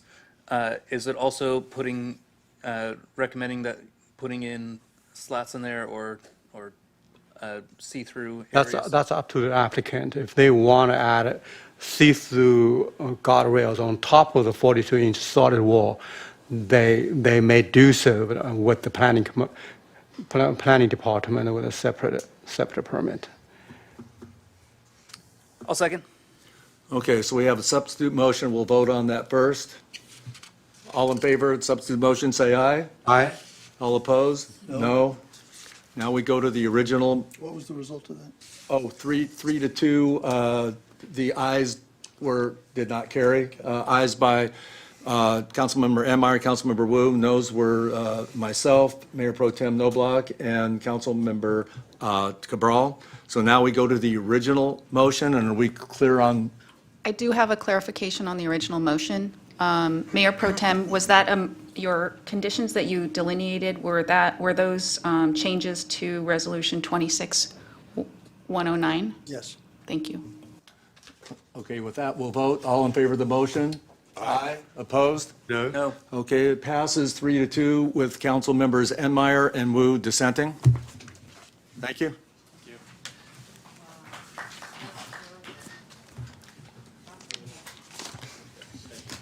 Next item on the agenda is continuation, excuse me, let me just get there. Continuation of a scheduled public hearing to introduce the first reading of an ordinance amending Chapter 13.04 of the City of San Clemente Municipal Code, creating a uniform process for setting fees and adoption of a resolution adjusting water department fee schedule for miscellaneous water fees. And if the city council concurs with the information provided within the staff report, the recommendation is to continue the public hearing to a date uncertain. Okay, we have to open the public hearing to do that, though, correct? Correct. So I'm going to open the public hearing. Are there any public comments on this? And so the staff's recommendation is to continue to a date uncertain. Okay, so I'm going to close the public hearing. Does anybody have a motion? I'll call the question. Okay, motion by Councilmember Cabral, have a second? Second. By Councilmember Wu, all in favor? Aye. So done. Okay. Next item on the agenda is consideration of a resolution adopting the real estate asset management program, approving the associated program policies and procedures, establishing the city council declared surplus property list, authorizing the city manager to approve future administrative modifications consistent with the program, and finding the action not subject to the California Environmental Quality Act. Are there any public comments on this? Yes. Okay, does anybody need a staff report from the council? You're filling, okay. So let's go ahead and hear the public comments. Amanda Quintanilla?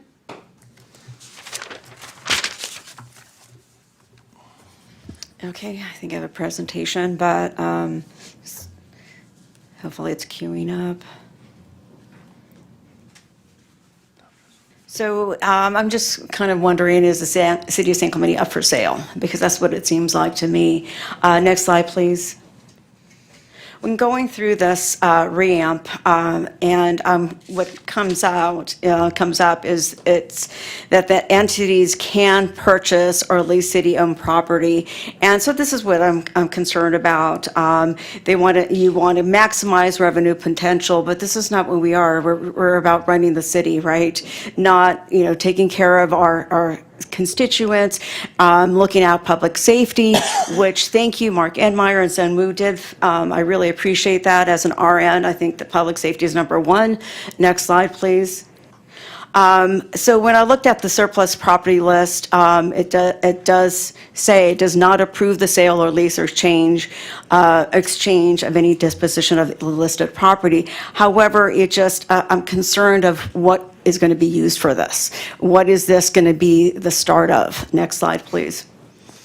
So basically, in the staff report, it says, mentions public benefit, but one of the things that should be really put in there that we should have a focus of, number one, having open space preservation should be our primary focus. Number two, conservation of our lands and natural resources to last for a long time, because this is it. This is all we have, right? Our open land, our surplus land.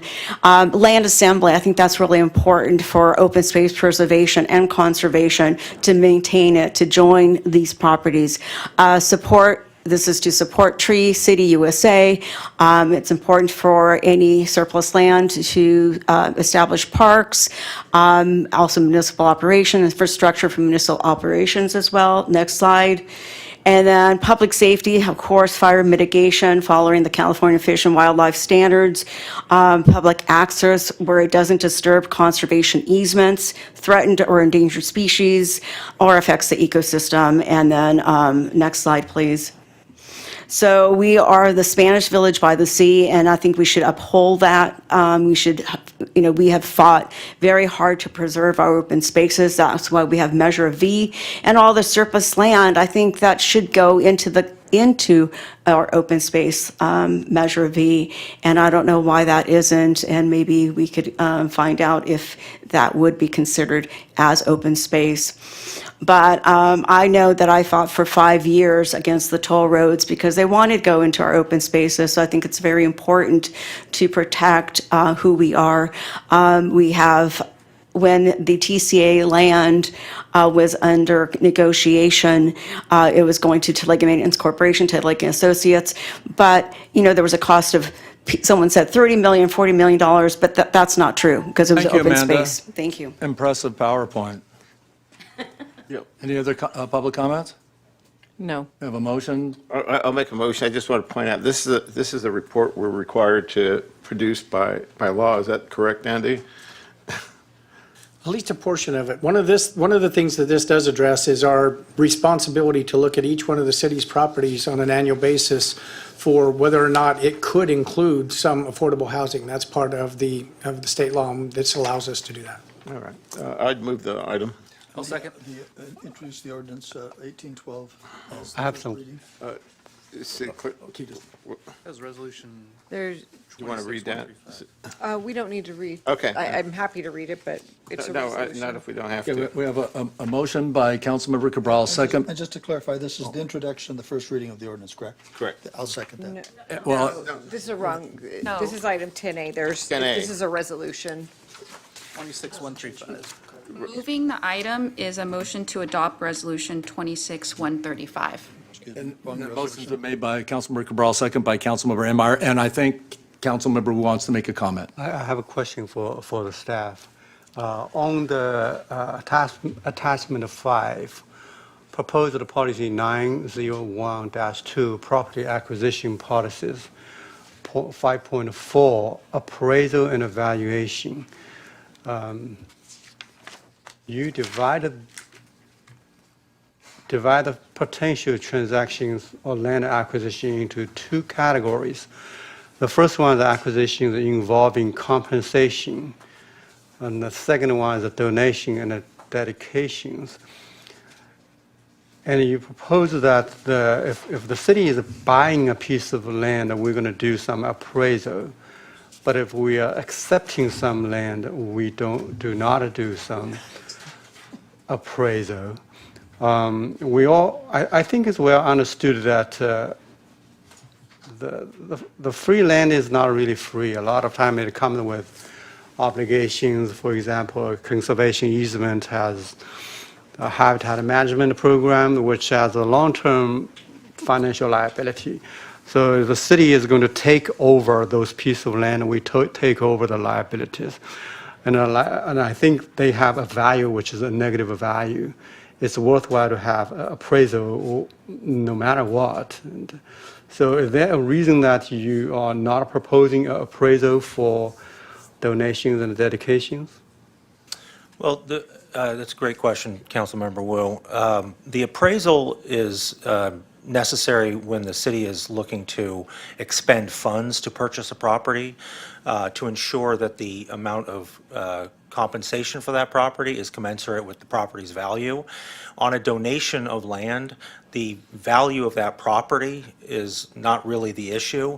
However, the maintenance cost, the life cycle cost, all of those types of obligations that the city may incur would be evaluated through the other aspects of this policy. So if we receive a piece of land with conservation easement, I suppose that appraiser will do a valuation of that easement. So without that appraiser, how does the city come up with a number? Through the other requirements in this policy, which require us to look at long-term maintenance costs, life cycle costs, the amount of funds that would be required to simply own and maintain this property. So essentially, That's the city separate would. than an appraisal. An appraisal is looking at the value of a property for purchase.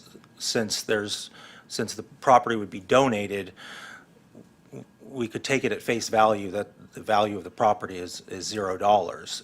Whether there are long-term obligation costs, that's something that the rest of this policy will address. So essentially, the staff will do the appraisal's work. Yes, there's additional work that would identify those particular costs. The appraisal is really just looking at what the value of the property is, and for donated property, it's not really necessary since the city's not paying for the property. Okay, thank you. Yep, we have a motion and a second. All in favor? Aye. Passes 5-0.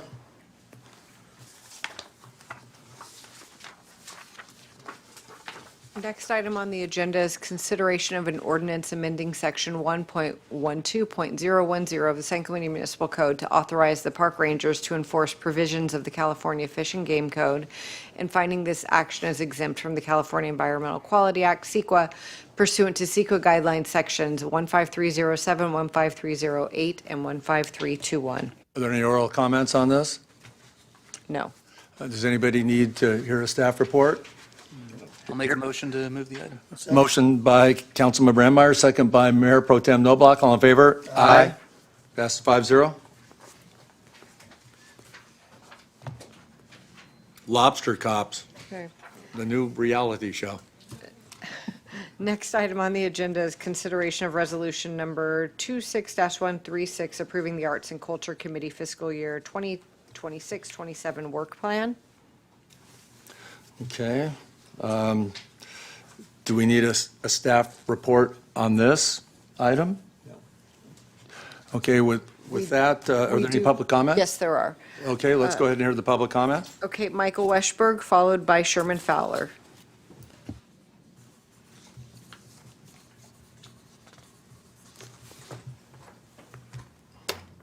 Good evening. I'm Michael Wexberg, recently appointed to the Arts and Culture Committee. I helped work on the work plan that you're considering. However, today I'm just speaking for myself and not for the committee. And I encourage you to, accept the resolution so that the work on the amphitheater remains part of our job jar on the committee. Because there's specific expertise that committee members have that aren't elsewhere available, and believe we can help steer that effort and make it happen more quickly. Next slide. I started working on this a little bit after I was appointed to the committee. I wanted to come up with a process for how we select between sites and figure out what it needed to do. I wanted to come up with something solid to hand over to the city manager and staff to go forward with. Next slide.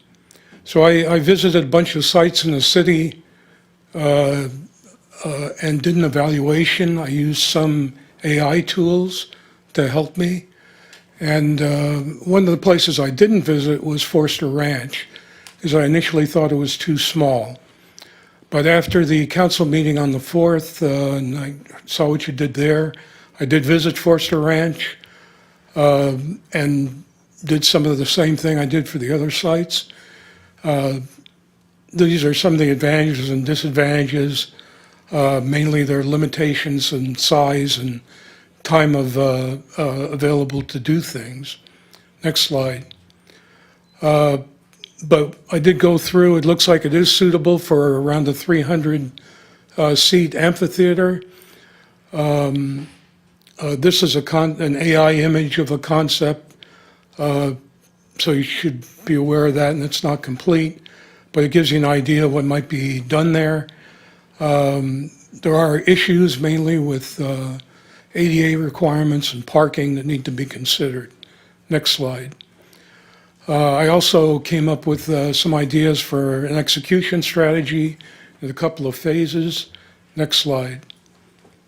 And I also queried about potential funding sources for this sort of a project, and it came up with a list, and there's some other searches that I did. These are beyond just the city funds. So next slide. So I'm encouraging you to retain this task within the Arts and Culture Committee. We have things, and I'm not just speaking about myself, but other members on the committee have expertise to help guide this. We can support the effort that you've already assigned. Thanks, Mike. Next speaker is Sherman Fowler.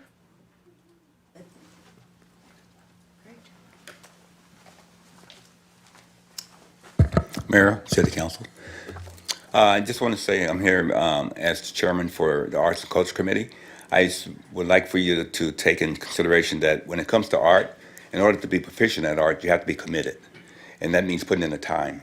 And so, as you can see in Michael's presentation, it's on his dime. And he put in the time. So I ask that you let the Arts and Culture Committee to continue its task, because we were tasked to actually be a brain trust for you when it comes to creativity for the city.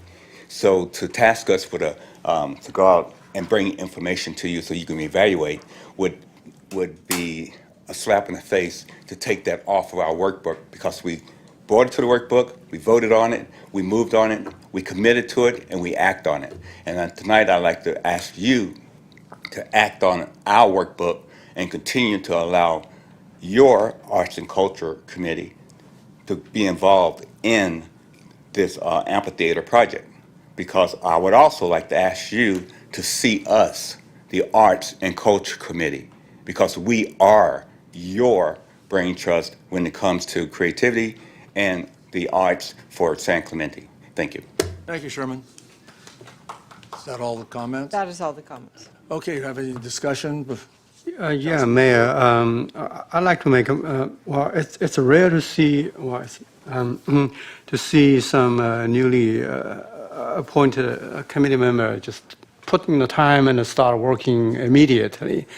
And so that's the effort I appreciate. I think the committee is an advisor to the council, so I don't think it would hurt just to keep that item on their work plan, and so keep them engaged, because they can be helping hands to the council, while the council is taking the control of the direction. They can assist the council. So with that, I'd like to make a motion to adopt a resolution number 26136 without a removal of the amphitheater component. A comment, sure. Yeah. I appreciate the members coming here, and I appreciate the work that you've done on this matter.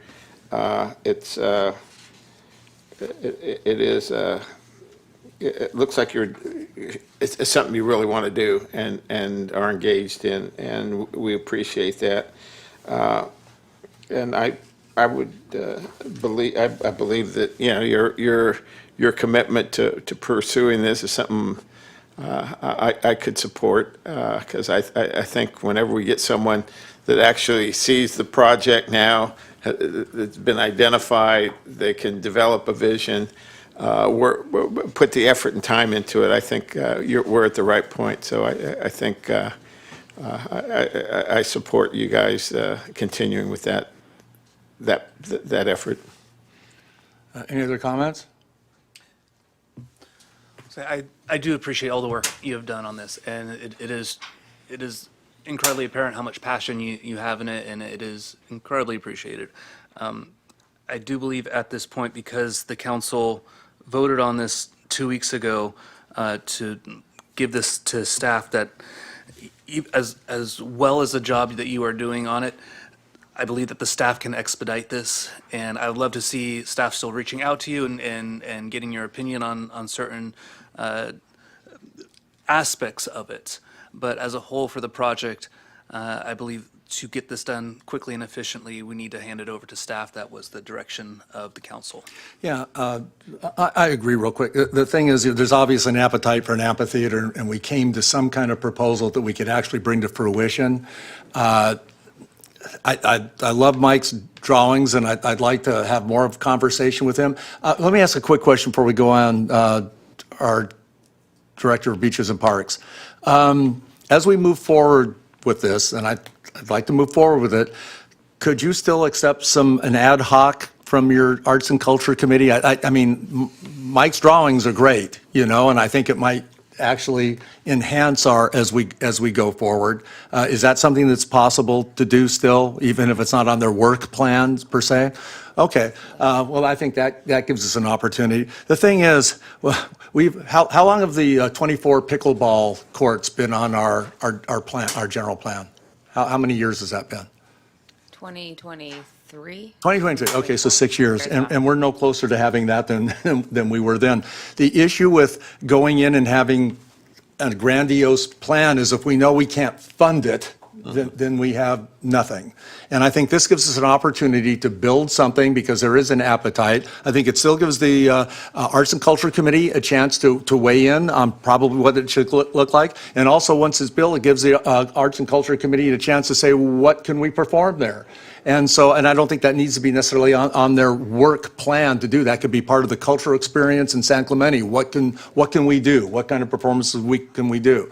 So with that, I think we can move forward this quickly and actually have something. And look, if this becomes really, really popular and we see a need, then I think we would all have an appetite to say, well, do we need something bigger? Do we need a ground-up construction? And at that time, we could put it back on their work plan.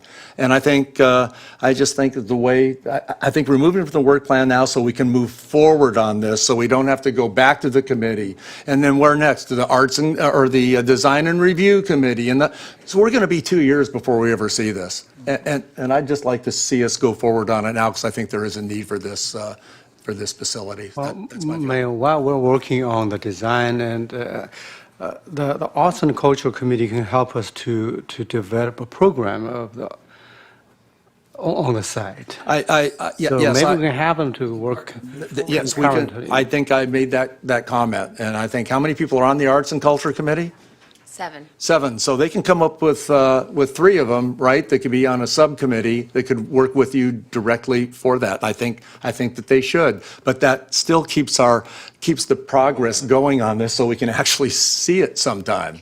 So I'd like to see a Christmas carol done at the, amphitheater there sometime in December, maybe. You never can tell. We might be able to make it happen. So that's my feeling. I don't think having on the work plan or off the work plan keeps them from participating and while still having the program go forward. That's my feeling.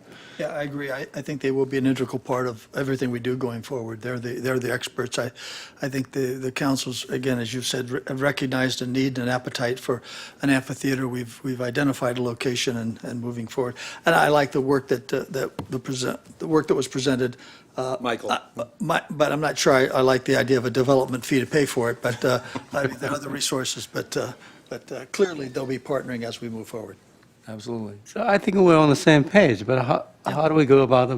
Well, I think what we do, I think somebody needs to make a motion that we pass this resolution with the work plan implement from the Arts and Culture coming off, but with direction to the staff that they will have a ad hoc committee from the Arts and Culture participate in this project. That's a motion. I seconded that. Okay, that was my motion. Second it. Okay. Just to be clear, you are making the motion to adopt resolution number 26136 with the attachment of having an ad hoc committee from the Arts and Culture to support. Removing it from the Arts and Cultural Committee Yes. work plan, but with the implementation of a ad hoc committee to work with our Director of Beaches and Parks. Yes. So that was my motion. Is that a second by Councilmember Cabral? All in favor? Aye. Passes 5-0. Thank you. Okay. Next item on the agenda is the city position on a resolution being considered by the League of California Cities at the 2026 Annual Conference. And at your last meeting, council voted to appoint Councilmember Inmeyer to serve as the city's voting delegate at the 2026 Annual General Assembly meeting at the League of California Cities Annual Conference.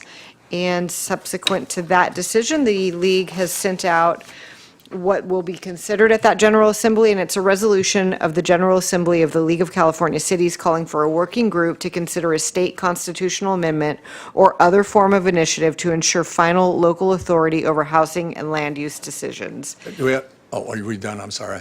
That's it, and it's just, council needs to decide whether or not to support this resolution. Okay, do we have any public comments? We do not. Okay, could we do this with consensus on this? If we're in consensus that we should support this, is that enough?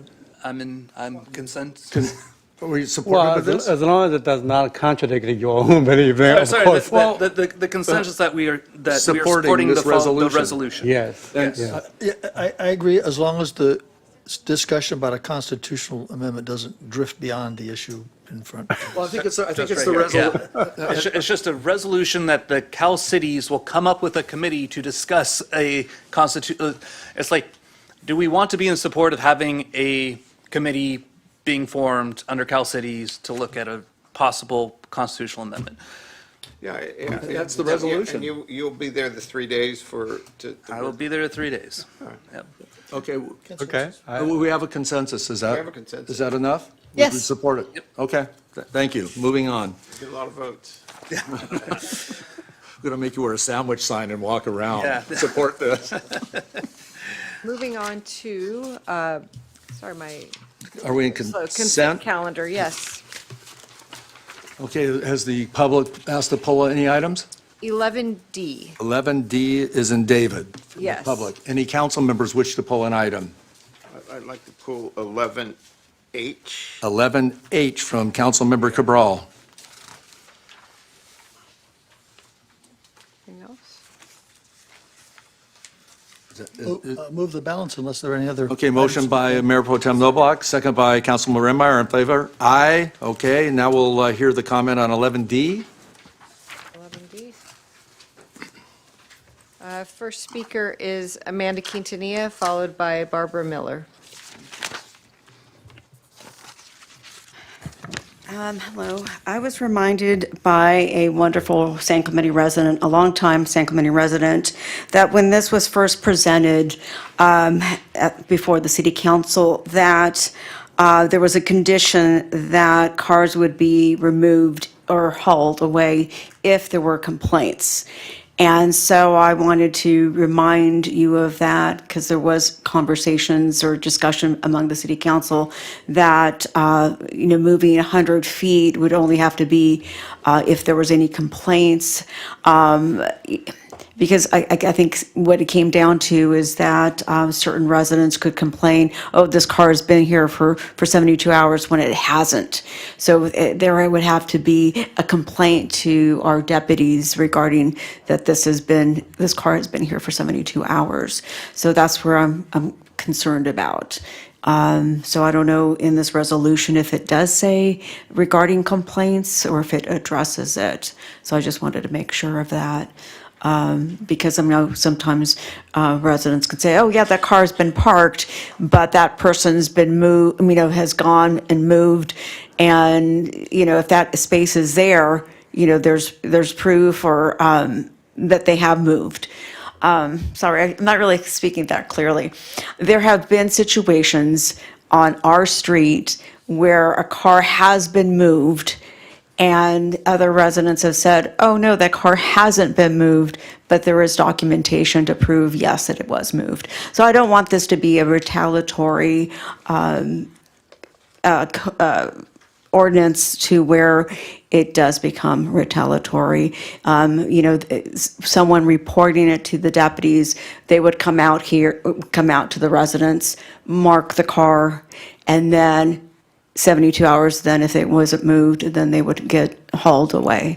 So I just want to make sure if there was a complaint system in place and that it would follow that. Thank you, Amanda. I think that's it.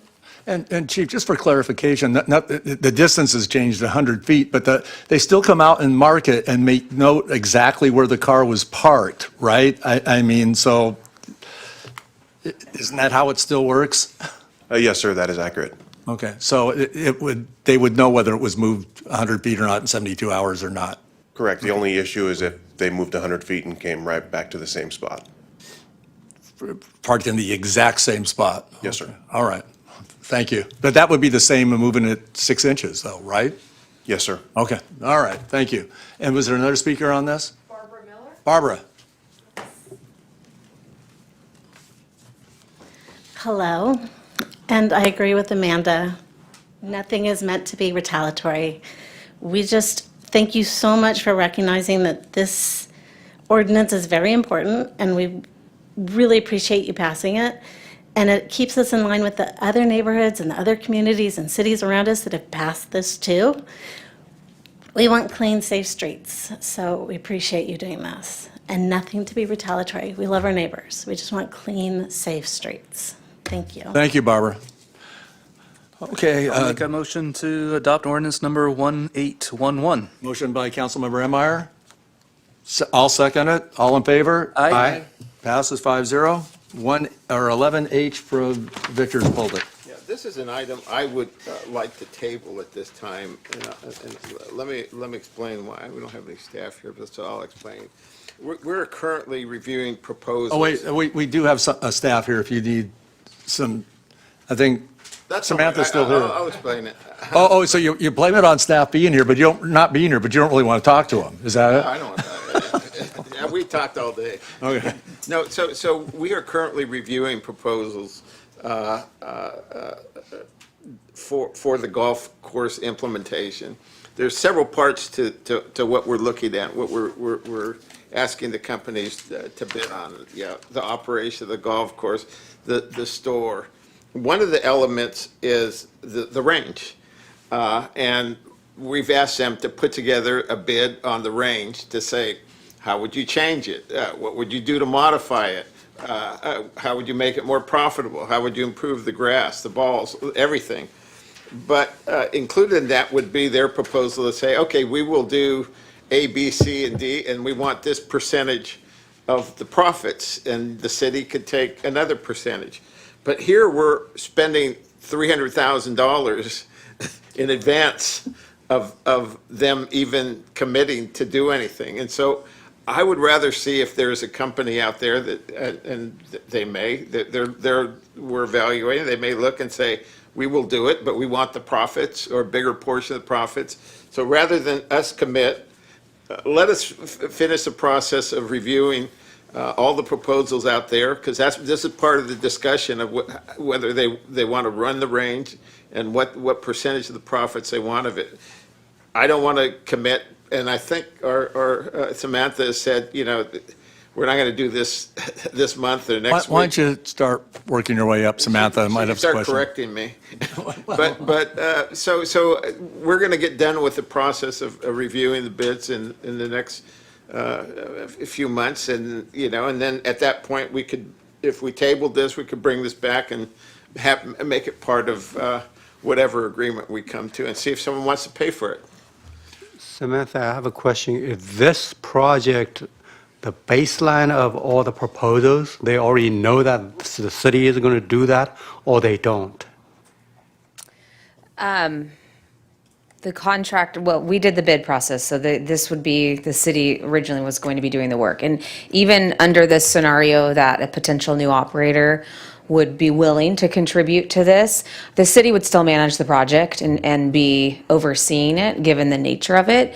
I think the expectation could be that an operator is going to help fund it just by, this has happened before, so they've cut like a check essentially to. Well, my question fund it. is, when we send out the request for proposal, Mm-hmm. do they understand that the city is going to do this project? Yes. Yes, originally, the contract that you're looking at tonight it's a city project. No, the request for proposal of the operators. Oh, this was not part of the RFP for the pro shop, no. So they don't know that the city is going to do this project. It's not priced in their proposal.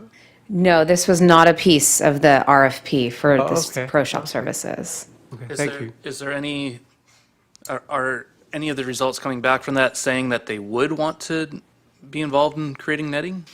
So a large element of the RFP was to allow proposers the opportunity to say how they could contribute to the future master plan. We tried to keep it very broad in that sense, because really the longer term vision is a master plan for the golf course.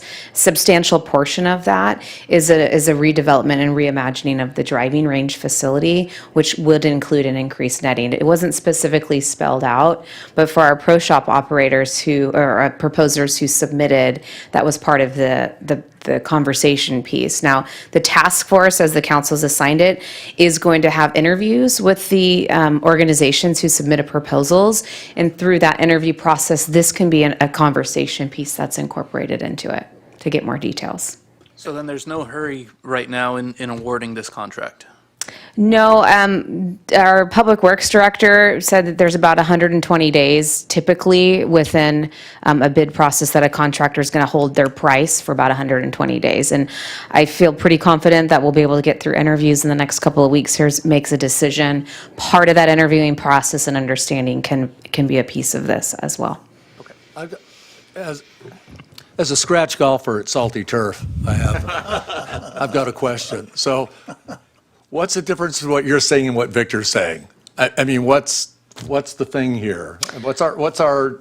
Where's the meat? Yeah, I think the element that Councilmember Cabral is suggesting is to continue this item tonight, allow the task force, as you've appointed, the pro shop operations task force, to finish their job in interviewing the folks who have submitted proposals. Part of that can be a conversation of how will you contribute to the future funding and improvements at the golf course, and then bring it back. Okay, instead of tabling, it would be better to bring it back to a date certain? Is that? Continue. We can continue to. Yeah. Certainly. Oh, go ahead, Steve. I have a question of the city attorney. Just curious, with any contract to manage the course, does that do anything for the prevailing wage responsibilities that we have in bidding this project out in the future, if a third party were to come in and contract? The prevailing wage requirement depends on exactly what they're doing. So like pro shop is not Let's say we're talking about the driving raising range, the net, yeah. the net.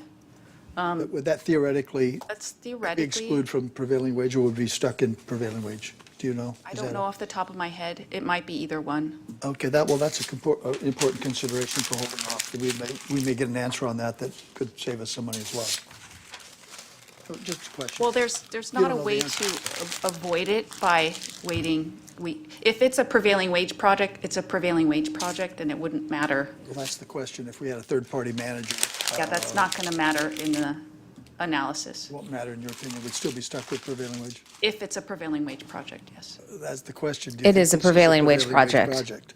It is. It's been bid as a public works project, which includes prevailing wage.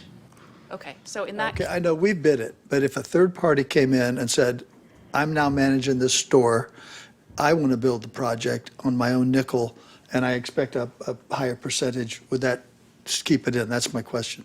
you can't avoid prevailing wage issues by having another party. Okay, sounds like that's the It's still answer. prevailing wage, yes. Okay, If they do that- it that or was- we do that- it, that it's still answers- prevailing wage. I like that Yeah. idea, though. Well, yeah, every nickel's important, thank you. Yes. Samantha, if we were to Yes. continue it, what's the timing that works for you?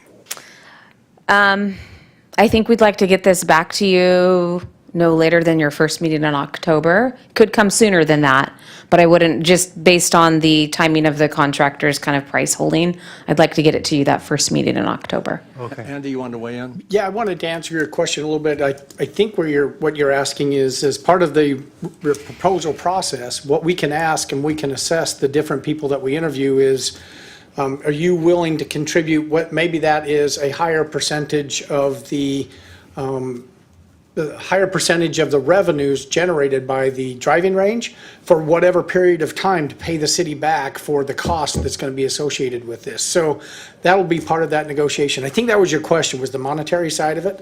It's very possible that we could talk to them and say, hey, we're going to be making this contribution and this improvement in the course. Are you willing to consider a higher percentage to the city until we are able to repay ourselves for this investment? But this also comes out of the enterprise fund, which is a separate fund from the general plan, from our general fund. So you just want to postpone the contract until we have. Do you want to make a motion to continue this to the first meeting in October? If not sooner, if the staff. If not sooner. Has already, yes. That's Okay, my motion. second by Mayor Pro Tem Noblock, all in favor? Aye. That's 5-0. Thank you. Okay. Okay, oral communications, part 2. I have one speaker card, Tony Rubolino.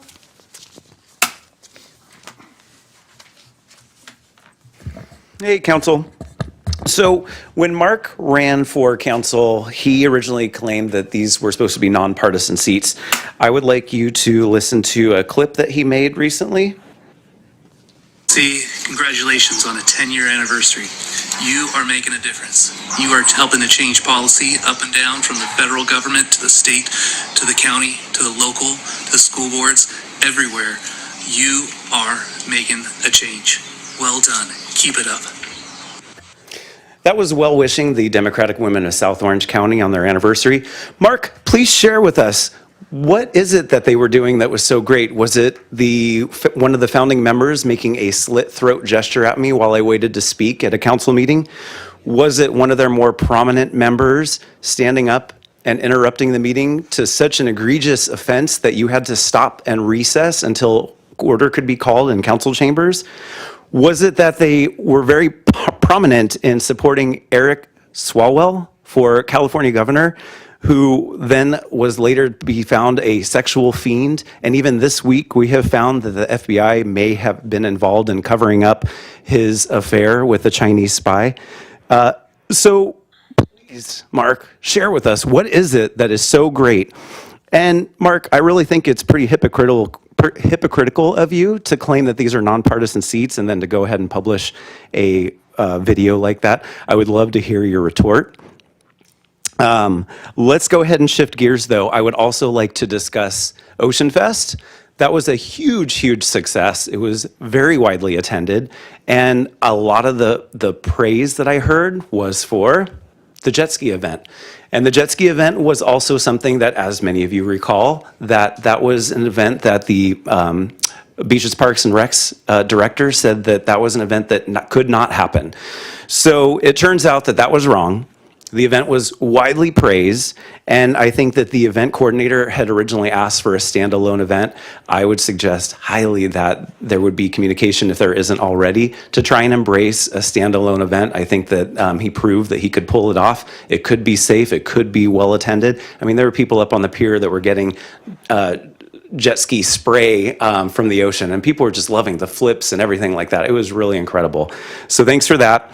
And then the last thing is, this is the last meeting before we head into September and October in an election year. That's usually what we call silly season. It sounds like that, I have to confirm, but if Miss Kathy Ward is going to be running, there's definitely going to be some presentations, because I think the public would like a refreshing on what went down over the past decade. And we'll see y'all there. Thank you. Thank you. And we have one more speaker card, Mike Kay. Mike? So, Council, I'll keep this short. At the very beginning, we were talking about lifeguards and the potential for increasing their salary and the potential for them becoming first responders. And this got me to thinking of some conversations I've had with the park rangers who have expressed a similar desire, and we've fleshed out some of those ideas. So I'm just asking, Council, as you go forward with those discussions with lifeguards vis-a-vis expanding their powers and their certification for first responder, different types of first responder status, that you potentially include or consider the park rangers to expand their abilities in a similar manner. And both groups potentially could play important roles should we have a natural disaster here in San Clemente. Even things as mundane but extremely important as people leaving the scene of a fire, for example, coming in, going door to door, for example, helping with elderly folks and the rest to get them out of harm's way. Even things like that could be areas where both forces could come together. Lifeguard doesn't have to just work at a beach. In some instances, there could be roles for both to play. I personally have seen all of this happen in real time. I know exactly what the consequences are. I know that most towns are not prepared for these types of major disasters. But these two potentially underutilized groups could be included into some of these areas. There's many other areas where they could be certified for as well. And potentially Measure M funds, I think, could go towards both of those, both one for the beach and if it's fire protection for the park rangers. Anyway, I just wanted to share some of those ideas. Thank you. Thank you, Mike. Mayor? Yes. Go. You want to make a comment? No, are we done? I was going to. Done? Yeah, no, I was going to make. We're getting there. Yeah. A future agenda items. Usually we let the city clerk announce it, and then we go and. Future agenda item. Future agenda. Yeah. I think it's been discussed. I thought we were there already. I think the idea of at least evaluating our lifeguards and the role they play in our city, and at the very least, the salary and equity, with other communities.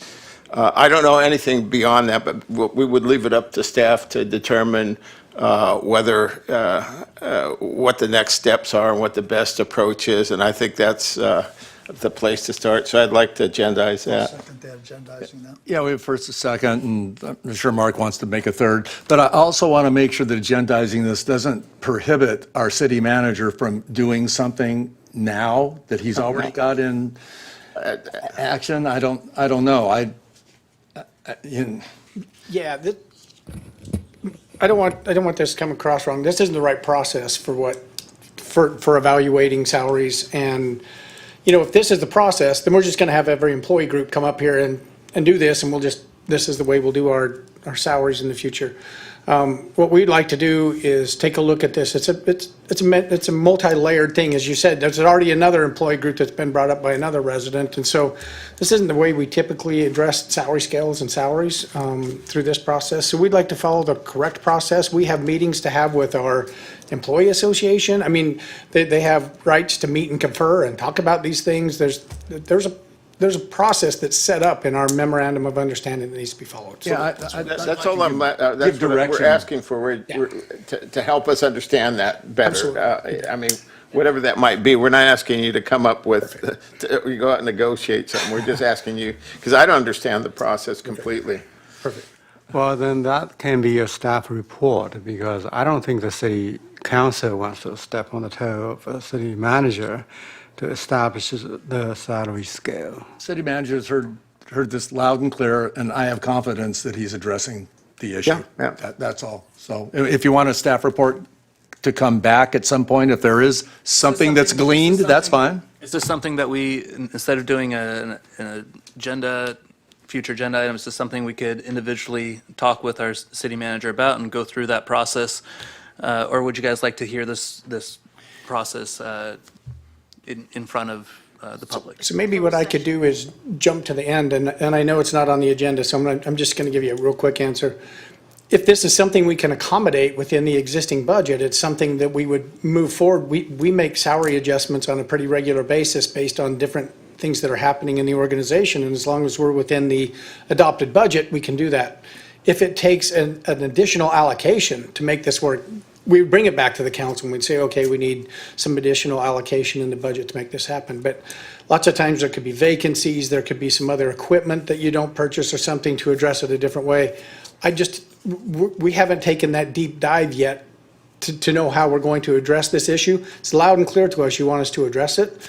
We'd like to address it and then let you know what the results are. Any council member wants to contact Andy and learn about the process is wide open. Yeah, I'm satisfied with that, yeah. We all have a consensus on this now? Okay, thank you. Yeah, Next item. May I have another Oh, wait, item? hold on, wait. Yeah. I'd like the council to review and revise council policy on media communication. I'll second. Okay, and let me ask a question. What does that mean? I'm just asking to clarify what that Sure, what that because means. our current council procedure and policy is very vague on how the council approach media, accept a media interview, and calling for press conference, for example. Who is responsible? It only identifies that the mayor as a council, as a spokesperson for the city. But other than that, it's very vague. And I think the council would benefit if we have a little more established the policy and procedure. Are you talking about, because don't we have a PIO in the city also? Don't we have, Andy, do we have a PIO? Okay. So, This is not about the staff, this is about the council's act. yeah, no, I know. I'm trying to get this. Correct, yes, we have a public information officer. If it would help the council, if what you're asking for is to bring back the existing policy so you can take a look at that and see if there need to be any changes, we could put that on the next agenda. Is that what you want to agendize, that we bring Yeah, I for can. discussion? I We want- bring the existing policy back and look and see if we need to amend it or change it? I Is may that- assist to write some policy and see, and for the council's discussion. Okay, and you need a staff report for that? I assume that we Well, probably we have do. two council members. If I get a third one, then I can use the It's fine, staff because time. I'd like to look at the policy too. I'll give you a third, and we can look at it and we can discuss it. Okay, that thank you. okay? So I have your authorization to work with the staff to come up with some more established policy and procedures for our discussion. I think, I would be fine to have them come back with the existing policy, because I don't know it that well, and then we can have a discussion and see if there's any alterations we need to make to that at that time at the next meeting. bring your ideas on that council The night. next meeting, yeah. Sure, okay. Is that fair? Yeah, of course. we understand The existing that? policy is almost, Perfect, okay. Any other agenda items?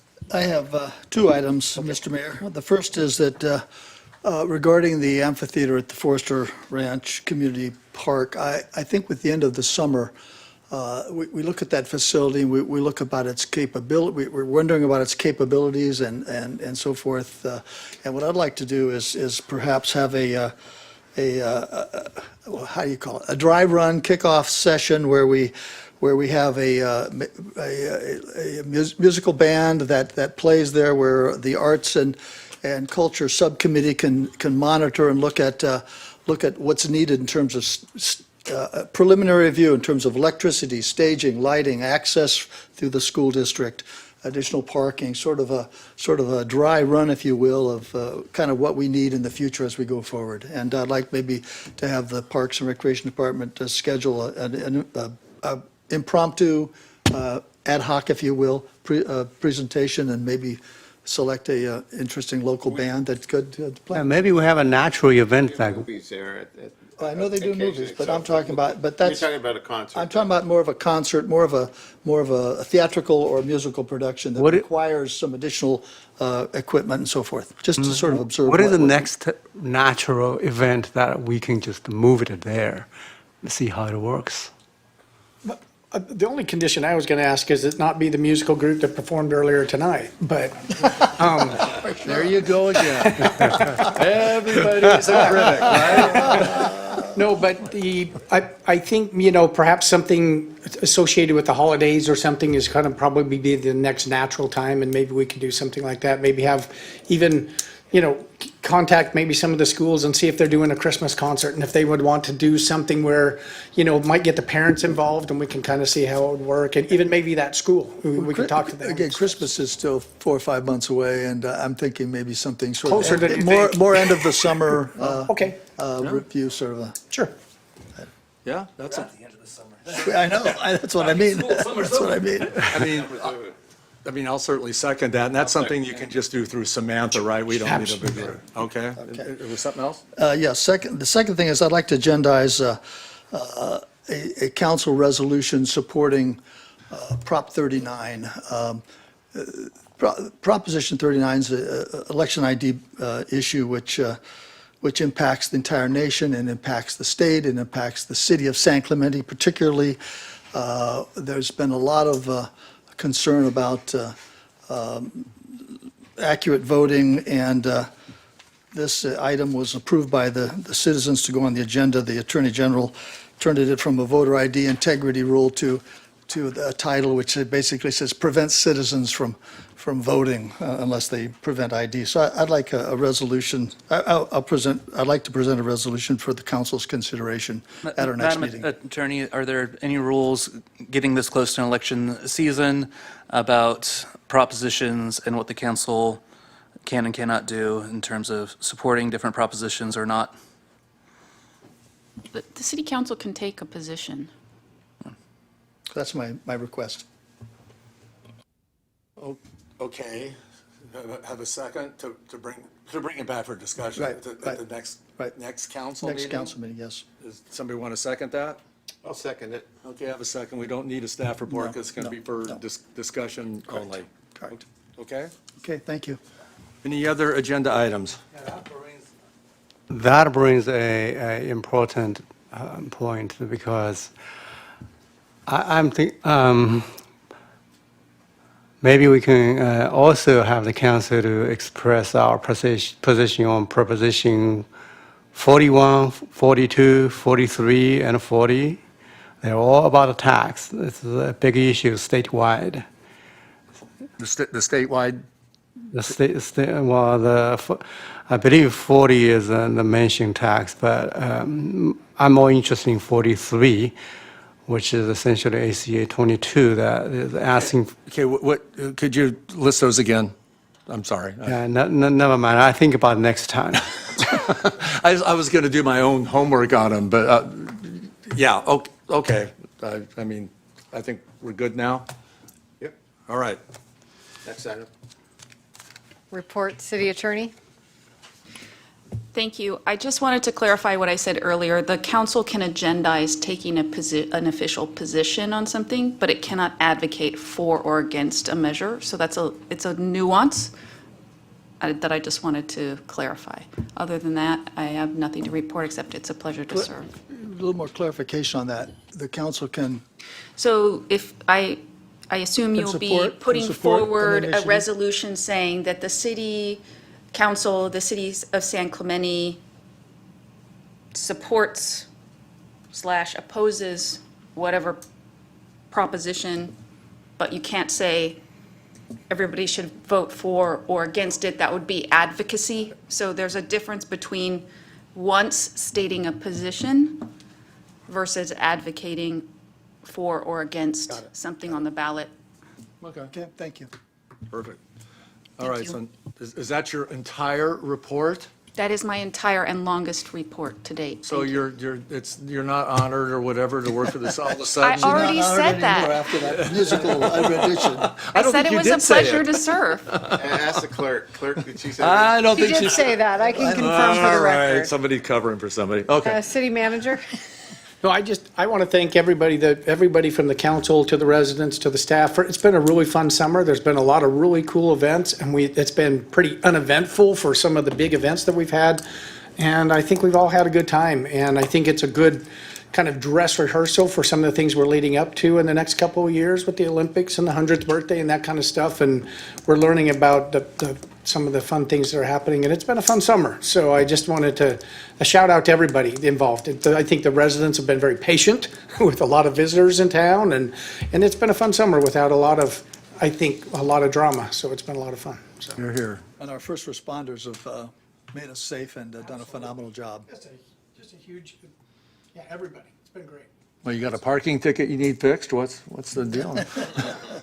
Anybody want to make a motion to the next council I'll meeting? make a motion to adjourn. The next regular city council meeting, let me turn on my mic, is scheduled to take place on September 1st, 2026. Closed session will begin at 4:30 PM, and the regular business meeting will begin at 5:30 PM. The meeting will take place in the council chambers located in 910 Calle Negocio, second floor, San Clemente.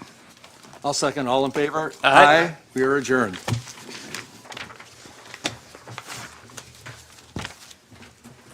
I hope my phone's up in your office.